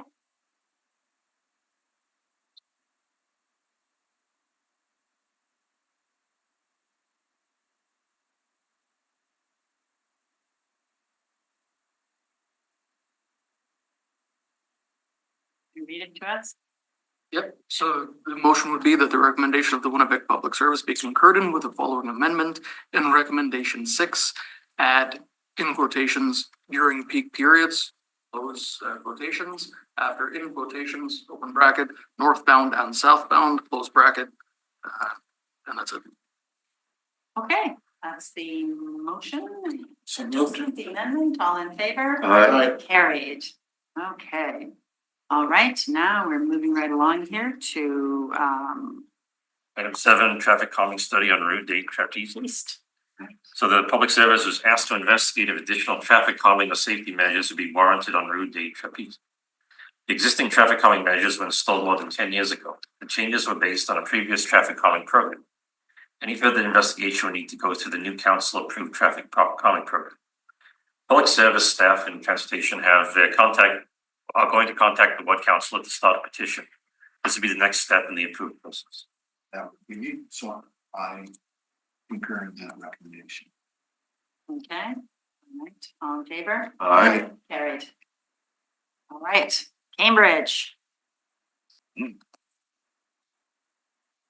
Okay, so the history on this one, I think many staff members and council will be familiar with this. In March 2024, the public service was directed to develop 2 solutions for speeding issues and traffic volumes on Cambridge Street. So looking at a short-term traffic management program and a long-term management plan. So we worked with a consultant to take a look at the conditions. We had lots of past history on this location. There was a report back in the 1990s that looked at a very large plan for traffic calming that didn't go through in its entirety.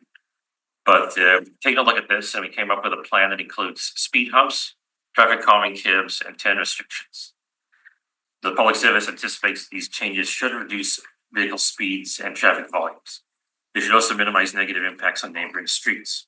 Because this is a grid network, if we put too much infrastructure to remove traffic on one street, that traffic will migrate to the parallel streets east or west of the location. That could create new concerns from a different number of households. So we want to be careful that we just do the right approach that brings the traffic down, totally eliminate it. The community will have an opportunity to provide feedback on the plan changes prior to implementation. This will be done by an online survey. The public service will send postcards to area residents with information on how to provide feedback. So we're going to our plan was to run this for a year. The improvements we're going to be making are easily implementable. They're like portable measures and like small scale investment with it. And then we get feedback on it, whether to keep it in or take it out once that pilot period is over. The long-term traffic management plan would be developed after the short-term program has been in place for a year. Whether we take the improvements and we make them permanent or take them out. So we've already spoken to some residents. There's a community committee, sort of self-described community committee. It's been contacting us on a regular basis.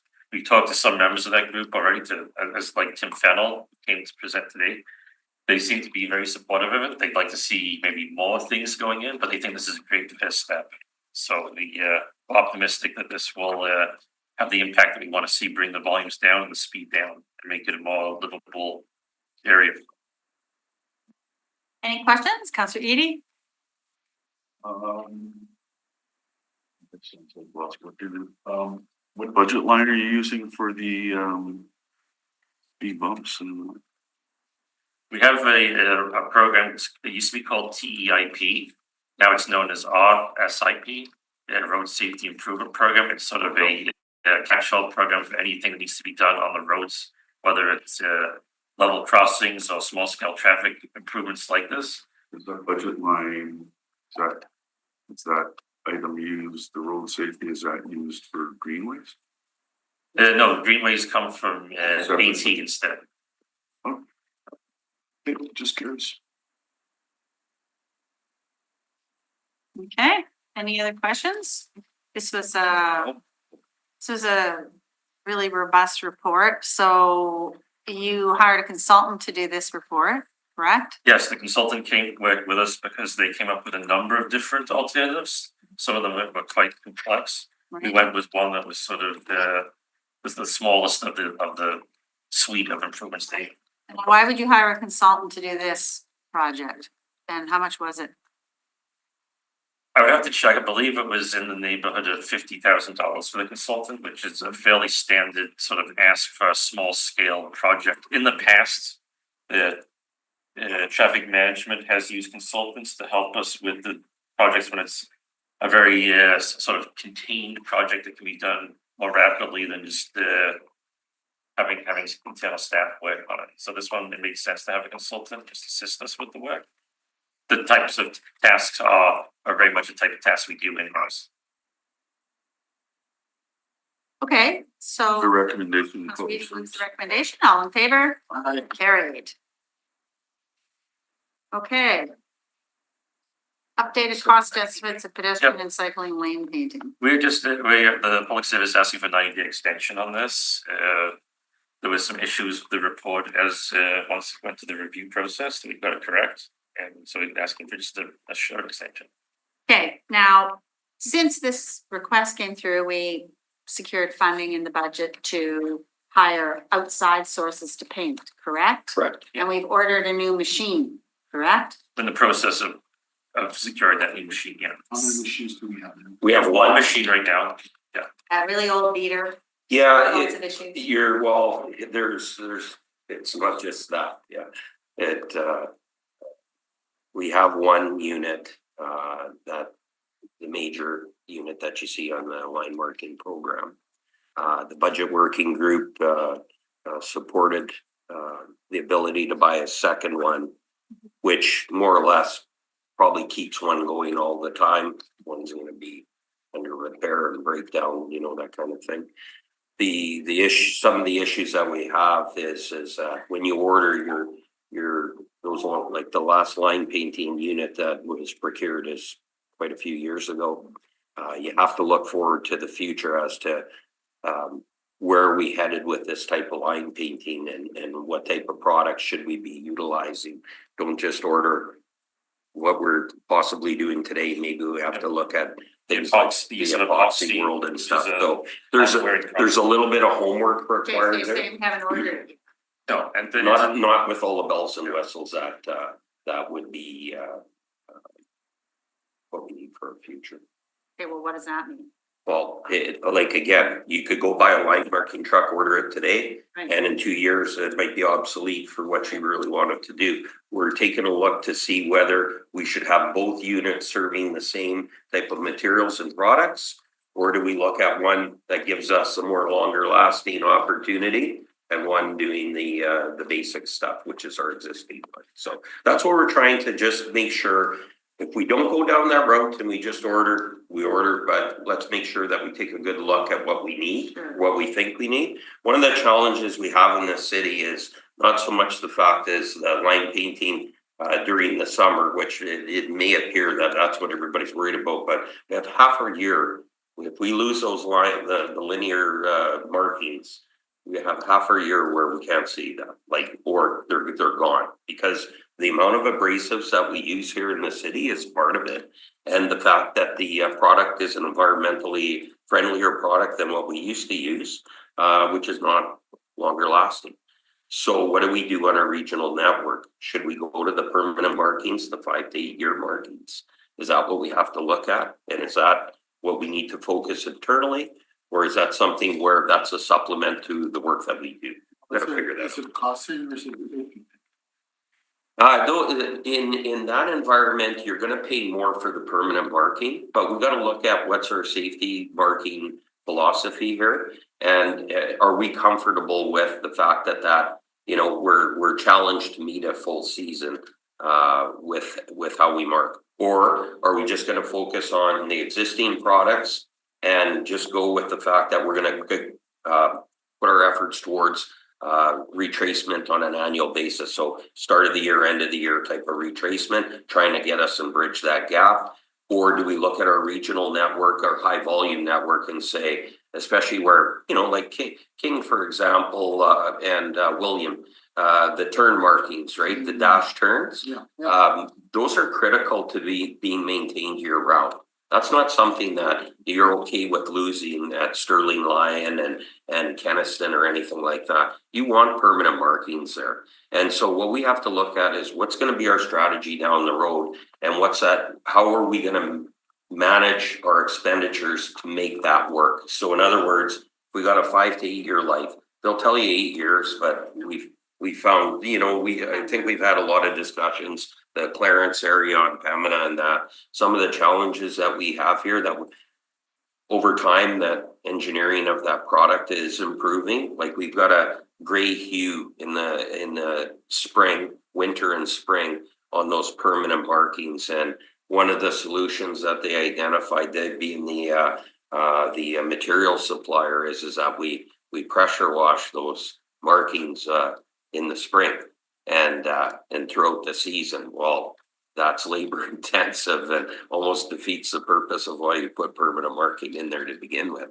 So we need to figure out if that's a solution here, or maybe an inlaid 3M tape. They've made huge engineering improvements on those products over the last number of years. But again, what works best in the northern climates, with the fact that we're putting abrasives on the road each and every day. We're running graders with carbide blades on that roadway, throughout the winter season, and try to see if we can have a more effective product that lasts year round on those high volume networks. That's been kind of one of the challenges, and really when we went to the waterborne paints, which was an environmental transition.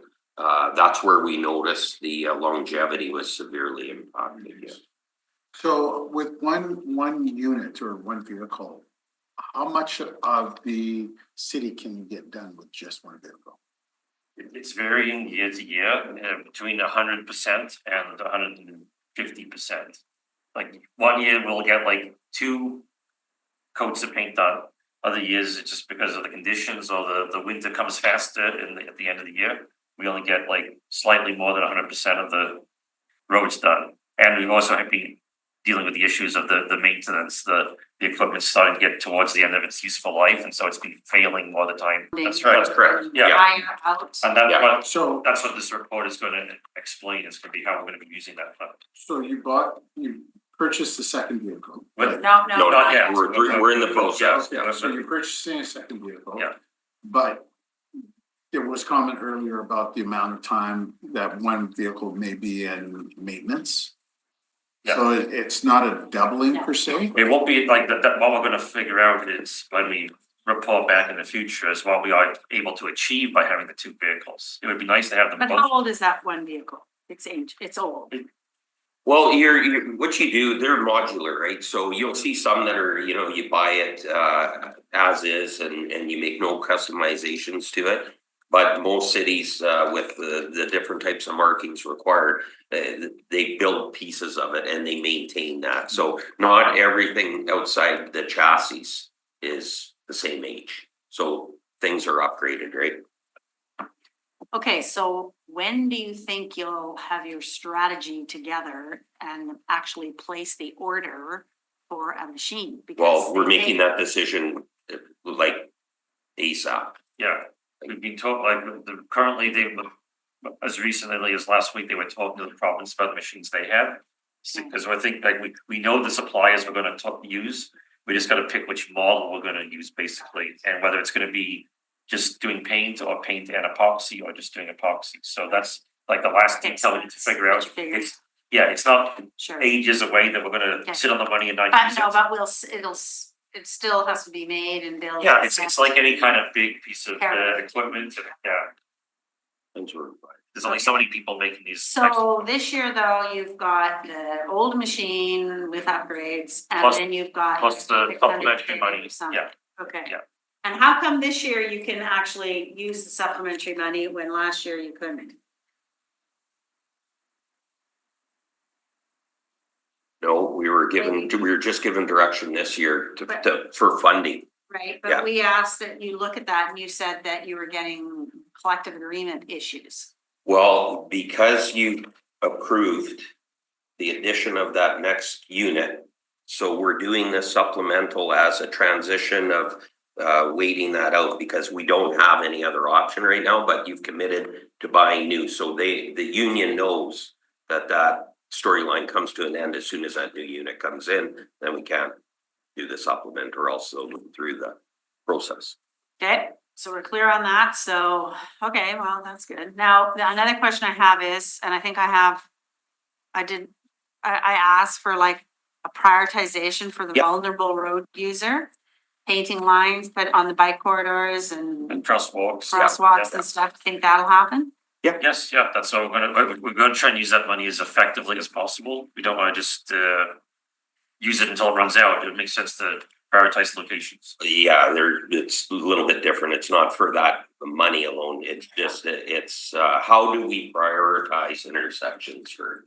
And then, so you hire someone then to do it, is what you're gonna do? Yes, yes. Okay.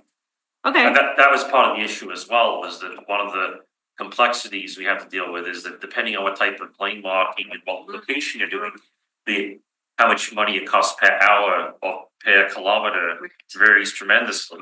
It's very different trying to paint inside the city versus outside the city in the province where it's like, you just drive like uninterrupted miles and miles, hundreds of kilometers of the same thing. Every couple of blocks is something different. Right. There's- no, I would think that in So itself. it just adds to the cost, and so you can't do the whole city on a dime. It takes a lot of money to do it, so it's a complicated ask and a complicated thing to get bids on. Okay, when- well, that's good. No, that's good. So just I get questions and this is Yeah, really yeah. good. So when do you want to come back with this? Well, we requested 90 90 days If if we get it's, it done yeah. before 9 days, we'll bring it. Okay, motion to receive this amendment in time, I guess, an extension. I move the extension of time for Okay. up to 90 days. Super duper. Okay, Councillor Reedy, all in favor? Aye. Carried. Speed limit reduction on Wellington Crescent. Okay, the public services understanding on this one is this file has gone into the RIS and is being reviewed, Got it. but there's additional time required for a couple of different factors, including that there's a speed limit reduction being considered as part of this recommendation. Okay. And that has to sort of, we want to sort of bring them in at the same time we're bringing in the recommendations about the residential speed limits. So I'm gonna ask for, I don't know whether we should be asking for a layover or an extension on this one. When are we doing the 30-40K? When does that? I you think believe that that's is it. for it? We just took it to agenda management and we got some feedback that we have to review this week, so we don't know whether we're gonna get this in for the next meeting or the meeting after that. So Weird. So we either, a 60-day would cover both, Sure, right? not Yeah, 60 60 day. Yeah. Now they're gonna get worked up thinking that we're delaying it. No. In what month is this? April, May, June? So how long is this gonna take? to get Do to it. implement, we were planning on implementation within June, so In June, by June. by June, Yeah, April, May, so that's not gonna work if you get 60 days. Cause what if it comes back to the June meeting? well, what we're rolling out is something akin to the ESBRs that we did. It's, remember when we did during the COVID, we did the greenways. Mhm. So we did something that was quickly implementable, it got out, and then it ran during the summertime. It would be, so that quick implementation, we have to go out, install it as a special project. This thing is a bit more elaborate than an ESBR, and then it's got lane markings to get changed, Right. some poly posts, some concrete barriers and infrastructure like that. It's readily implementable and stuff that's off the shelf in inventory. It's just, it's gonna be a special project to go put it up, so it's not gonna take a whole summer to get it up and running. But it's sort of the plan, we just need to schedule it in amongst all the other things we're doing. June 12th is the standing meeting? policy committee in June. We have May 6th and June 12th.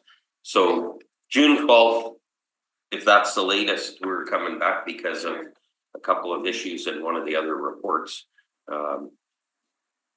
Shouldn't be any later. Okay, well, yep, sorry, Councillor Edie. So you have those physical updates to keep people safe. Can we not just delay the decision on the speed limit till the traffic report comes and move forward the work that needs to be completed before the Could be an option. cycling season? It could be. It could be an option, we can take that back and take a look at it, I don't wanna just make that decision arbitrarily, but that could be something, if we can get that sort of proposed, maybe we can bring it back to the next. If we ask for 60, our goal would be, we'd be very happy to have them both in May. They do have to come together. Yeah, okay. Okay, sure, so up to 60, right? Okay. Up to 60, and I mean, honestly, this project is being accelerated That's right. beyond. Anything They're sort of Why- trying to show them we were being very responsive. Nothing else has ever been. Yeah, exactly, which that's a I'll whole move the topic ex- too, but anyways, okay. I'll move the up to 60 days. All right, so that's what Councillor Edie is proposing, all in favor? Aye. Carried. Okay. Councillor Gilroy's report, or not report, motion to study the road safety on the corner of Ellis and Aaron. Okay, When's the last time you did that one? we wanted to make a couple of comments on this. Yeah. We actually have been studying this area, not just this one location, but a couple of other locations around it. And we did make some improvements within the last 3 years. Yeah. But we just haven't got the new information back from MPI about the, because there's always like this 1 year to a year and a Yeah, half yeah. lag behind getting the feedback on it. We hear what they're saying, we hear what the bakery is saying about vehicles coming up and then being problematic.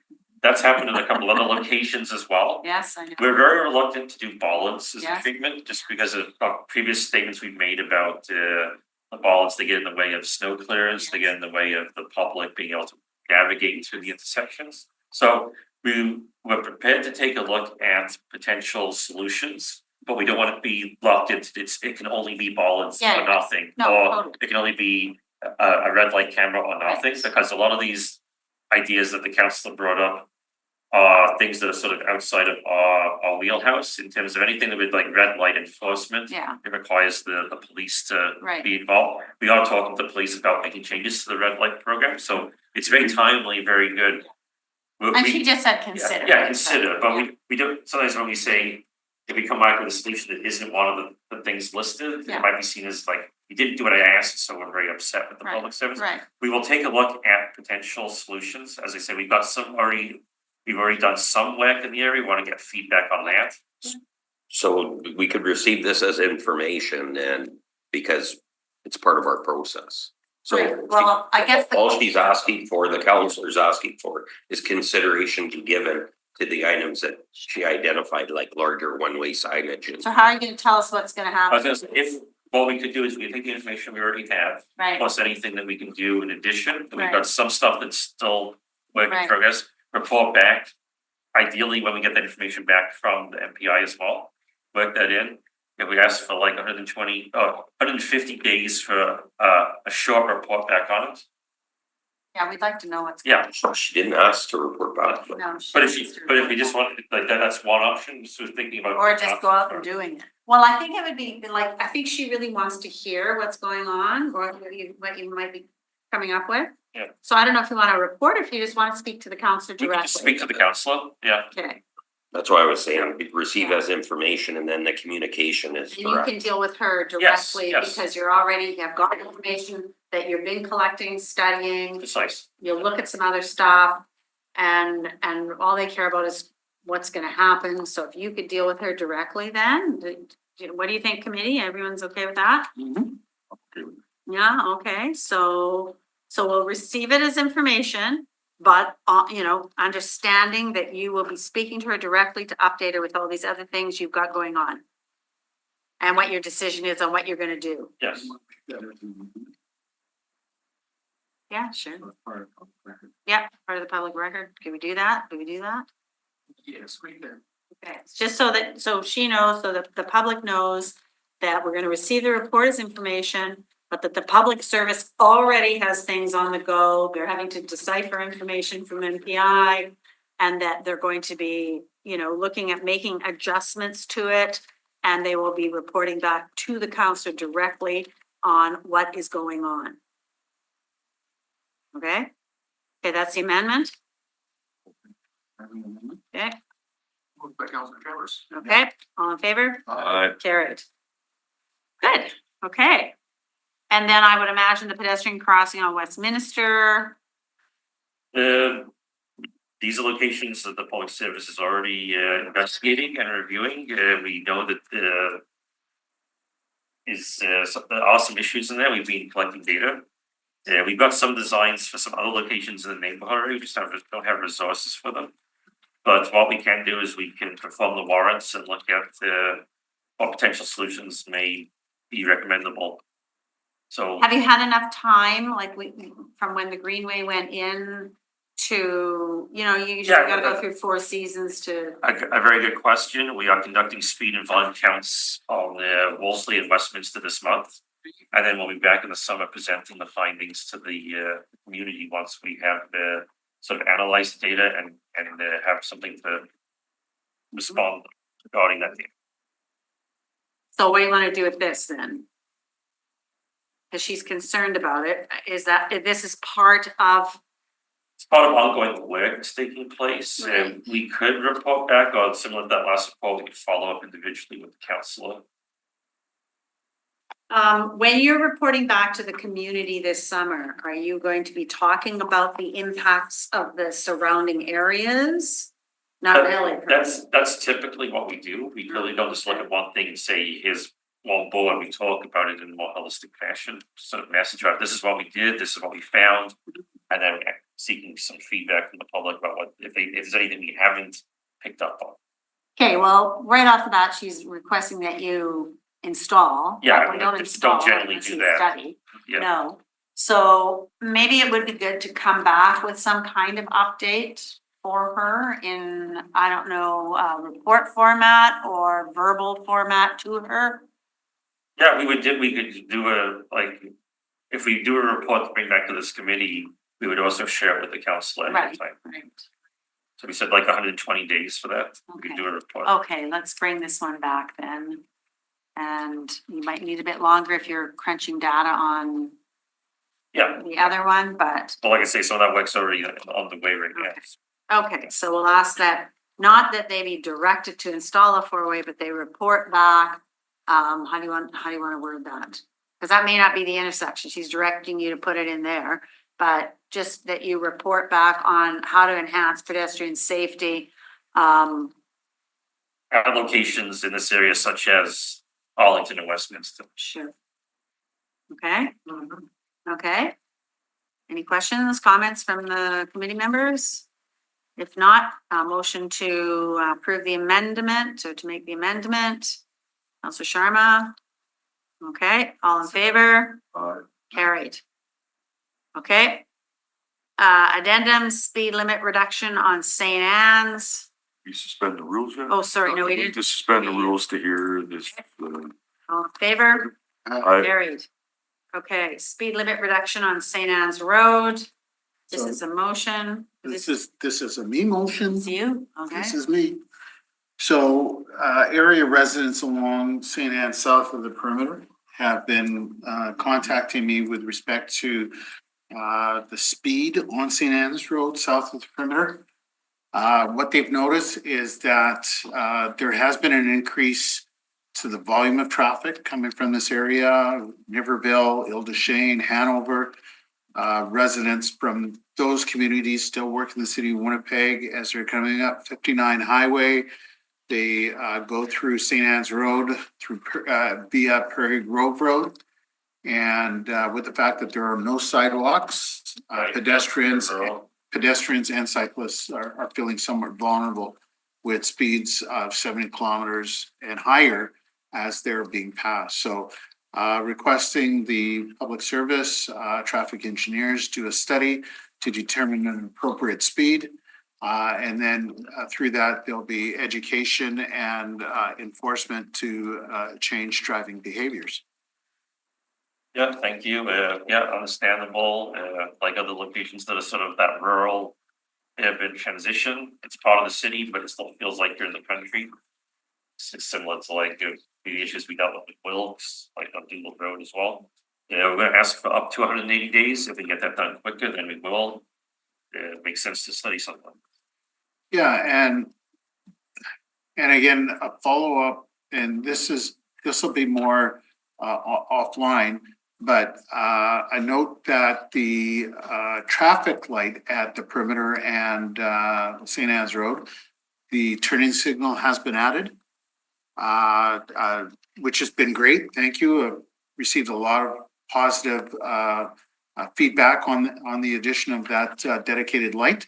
But there are some challenges now in terms of northbound traffic that we can take offline and just have a discussion. Yeah, that sort of issue will be something we'll be having to liaise with the province With the on. It's one of their lights, but we do have that good working relationship with the province, so we can The other piece, capture that. the other piece is from the highway, Prairie Grove Road is 70 kilometers an hour.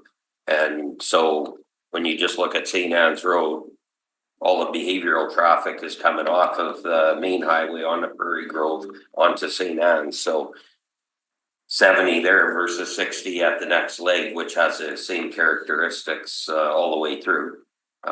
Serves the same, approach styles. It's a little bit wider on Prairie Grove for right away. There's a little more clearance there for visual, but that's 70 to St. Anne's as well. Well, on the north side of the perimeter on St. Anne's, it was reduced to 60. Yeah, but from everything south of the Yeah, well, and looking at St. Mary's Road, similar, that's somewhat been mitigated now that part of St. Mary's has been truncated. Just north of, I guess, Viking Road. Viking Road. Yeah. So the province closed off St. Mary's Road there. And of course, at the perimeter, it's closed off. You have to travel on Scenic Road to access. So speed zones are lower there. And so trying to get the same consistency for St. Anthony. Yeah, I definitely can see that commuter traffic storyline though, accessing this Prairie Grove and St. Anne's as another viable option. Well, it's much like Councillor Orlico talking about earlier today, the amount of cut through traffic in the River Heights area. And again, Keniston, that area of Keniston between Taylor and the bridge is, I mean, it's like a war zone. Unless there's a solution to, yeah. So those are the points that I wanted to make in support of this motion. And that was a report back in 180 days. Yes. Okay. On that one, are you not studying major corridors? Is this not one of the major corridors that you're studying? I don't know if this one would be considered the major corridor, but we're doing some internal dialogue on how we get those reports out. And so I'll be bringing something forward in the future about that topic, about that major study. Question about location. So this is inside the perimeter, right? No. No. No. Outside. Yeah. It's regional. Yeah, it's south of the perimeter and then Prairie Grove runs across the line. These questions around Councillor Chambers, it's good that he's raising this, where there's no pedestrian sidewalks and traffic's moving too fast. We need to continue our conversation in the Aurora and Island Point area, mostly Aurora. Mr. Berezowski, yeah, Mr. Kaplan, you'll know that. So I'll contact you offline, but these are exactly the issues that we're hearing as well. Yes. And I know we want to have a high-speed expressway, but then how do we keep people moving and being able to get into the commercial entities that they need to shop at? So there's 10 times more money for sidewalks. Well, you've got, like, it's about a plan. So like, for example, we have so many, well, half our city, when we talk about residential neighborhoods, has no sidewalk. Regional is a little bit different in its original design, because most of the regionals had sidewalks, except in industrial areas, for example, because at the time, I guess that was not something that was prioritized. And so trying to make those gaps fit is one thing. That's a plan that we have going down the road. And then the issue becomes, somebody says, well, I want a sidewalk on St. Anne's Road. Okay, where are you going to? Well, it doesn't matter. I want it on St. Anne's. Well, it leads you to nowhere. So the dead end is Prairie Grove. So Prairie Grove doesn't have any sidewalks. And then get yourself to 59 Highway and there's no sidewalks. There's not an AT trail. Like there's that whole plan of how you're moving people, goods and services, not only through our city, adjacent to our city. And that's the piece that, you know, kind of like if we're planning as a capital region, there's a lot to consider. And then when we talk about our higher volume networks, because we don't have an expressway system in this city. So our higher volume networks aren't expressways. We have to treat them as such, but they're not designed as such. Right, and then we've got residential popping up, a lot of it, right? So in most other jurisdictions, you are not ever in ingress or egress onto a major corridor like that. They all have service access or a lighted intersection that'll allow you to get onto a service road that's adjacent, that was planned out. And here in this city, we want to take historic legacy locations and say, treat all the new development just like the historic legacy locations, because they have ingress, egress. And well, when you design for the future on the new areas, you don't want to create that safety hazard. Yeah. Thank you. And I just want to add on that, which I just drove over the roundabout. That new double roundabout at St. Mary's and the perimeter, they put active transportation in there. I spent 10 years trying to get them to do it on other projects, and they just did it. So which is I'm mind-blowing. Pat myself on the back there a little bit because I sent My pre-advocacy work for 10 years. I sent letters to the previous Minister of Transportation and the past ministers of transportation, specific, specific request for AT transportation to be included, and I have copies of those. Yeah, that's just, I just couldn't believe it. Doesn't go anywhere, but Yeah, it's there. you know, there's a lot of cyclists that had contacted me, say they ride their bikes from River Park South all the way down to Saint Adolphe, you know, along St. Mary's Road, so. I don't know how it's gonna be impacted with, I guess they'll continue on Highway 200 south, but yeah, AT is, I'm glad to see that it was there as well. And then working on AT along the, I guess, Frobisher Road Yeah, to join St. Mary's to St. Anne's Road along Frobisher Road. Right. Hopefully get that paved, add some trees and make connect the neighborhoods that way as well. So that's long-term planning. okay, now, maybe we could have okay, so did we move this one? Yeah, 180 days. 180 days, okay, all in favor? Aye. Carried. Now, motion for some new business to have a verbal update on Maine and Assiniboine, which we should have had back in November, but we just, fell off the agenda. So could we have a motion for a verbal update on Assiniboine and Maine? Are you guys ready for that? Okay, Was this a request that we had before? yes, it was to come forward in November and then, I don't know, it just somehow fell off the cliff.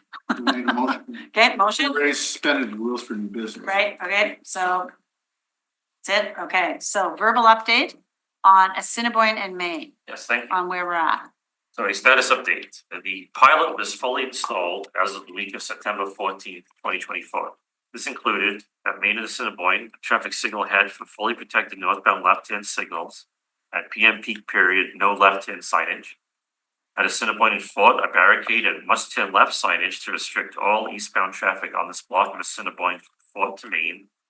And at Assiniboine from Fort to Maine, line painting to show back-in angled parking. Staff are aware that some motorists continue to turn left from Maine to Assiniboine during the PM peak when this turn is restricted. We have identified this concern to the WPS. We anticipate that some of this is due to driver unfamiliarity with the new restriction and also the construction on Broadway, which is causing delay. One of two northbound left turns from Maine to Broadway have been closed. We anticipate that the number of motorists making this prohibited northbound left at Assiniboine will decrease over the duration of the pilot. In terms of communications, property owners and residents within the 300-meter radius were informed of the pilot via a mailed flyer. This flyer provided info about the project and directed residents to learn more about the project website or submit questions through the 2-on-1. Approximately 970 flyers were mailed out on July 11th. The public service received 9 questions and concerns through 2-on-1. The general themes were general displeasure with the PM 10 restriction of the no left turn from Maine to Assiniboine, and concerns with increased traffic and delay and rerouting on Assiniboine Avenue to Fort Street to Broadway due to the eastbound closure of Assiniboine. Motorists became aware of this turn restriction within a few weeks, and once commuter traffic adjusted their routes, there were less traffic on this section of Assiniboine Avenue than before the changes. So there was an initial evaluation that was done for a 12-hour period from 7 o'clock a.m. to 7 p.m. on November the 6th. Observations from this 12-hour period showed the following. Only 5 vehicles traveled eastbound on Assiniboine between Fort and Maine that prohibited movement. 13 vehicles traveled northbound left during the left-hand prohibited time between 15:30 and 17:30. There were a total of 142 red light violations, which is down from 282 pre-pilot implementation.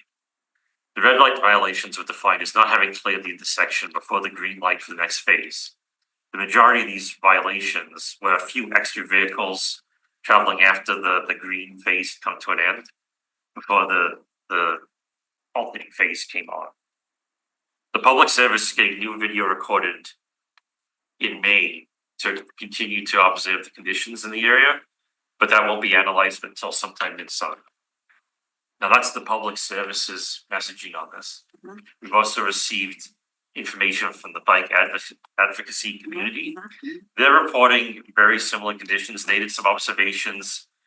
They were concerned that even one person violating the restrictions that are being put in place is unacceptable. So they looked in October, we looked in November, the numbers were slightly higher than our numbers. They're seeing some people, doing things they're not supposed to be doing, like doing U-turns on a red movement, which is illegal anywhere. It's not just specific to this location, but they messaged that it was very scary, very problematic. We're hoping that when we do our next set of observations, this continued, the trend is downwards for the infractions.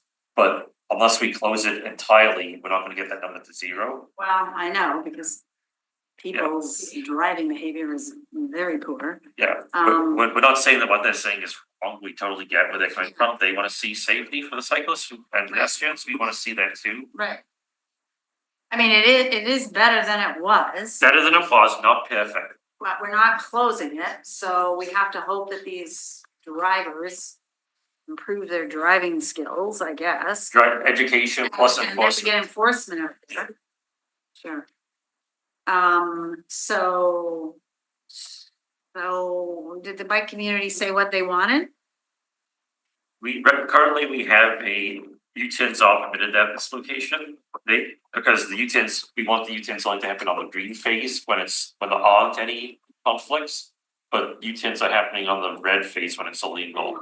They want the U-turn to be totally prohibited. We can't support that right now. Yeah. What we really need is rigorous enforcement out there. Yeah, but the enforcement would be something you say, we want rigorous enforcement at every location. No, I know. Yeah. But this is one of our primary AT corridors, so It's high profile. high profile. I know, it's honestly, people should just not have a driver's license. Okay, So but they that- still drive. Yeah, this is the verbal update we've done that was, Yeah. so for some reason it fell through the cracks. Yeah. We are going to do we're collecting more data and we'll be able to report back on that. So when will you come back, and will you be able to come back with like a bit of a report? Yes, we have this verbal update, but tend to something we could write down, and we prefer to do written reports rather than verbal Yeah, reports anyway. yeah. That's sort of the. It's just good, good to Yeah. absorb, good for the residents to absorb, good for, okay, so when do you think, if we asked you to come back, like at the end of this season? Do you think, or like into the, into like, Perhaps we could aim for September, October? October, yeah. The previous decision on this was to have a written report in November of this year. Oh, Okay, November. so yeah, Perfect, okay. if you are acceptable, then we can just wait for Right. the November report at the Right. end of the season then. Yes, let's wait And- for and the the pilot. November report. So we'll have a November report with data, with numbers, with Of course. information. Yeah, and including the information we got from the bike. Is there a way to get information from the police on the number of enforcements that occur at that? Do they do We that? can investigate that. It may or may not be possible. Right. Sometimes we've got that information, sometimes Right. we don't get it, but we could check. And I guess we wouldn't be able to get the number of collisions or any incidents there because that takes a couple of years, That takes a couple of right? years, but maybe there's information we have from our video, like the TMC might be able to provide some information. Right, that would be good if there, but then that would be just. It could be more anecdotal than, Anecdotal. robust. Okay, well, this is, I mean, goodness, this Assiniboine Avenue has been in the works since 2009, 10, whatever. We still have. Certainly been in the media, a lot of commentary on. Well, and then we tried Yeah. to connect across, we had to wait till we get the land to connect across, right, from the Northwest Company, like it's just been, the building, big condo was built, lots of drama on this section, so. Well, let's look forward to the report in November. Okay, Move to this verbal report as information. okay, verbal report is information, all in favor, Aye. carried? Yep. We'll wait for the report to come in November, and I guess that's it, right? For this committee. Councillor Chambers moved to Meeting. Adjournment. Wow, short one. All right, thank you. Move adjournment. Adjournment, all in favor? Aye. Carried. Okay.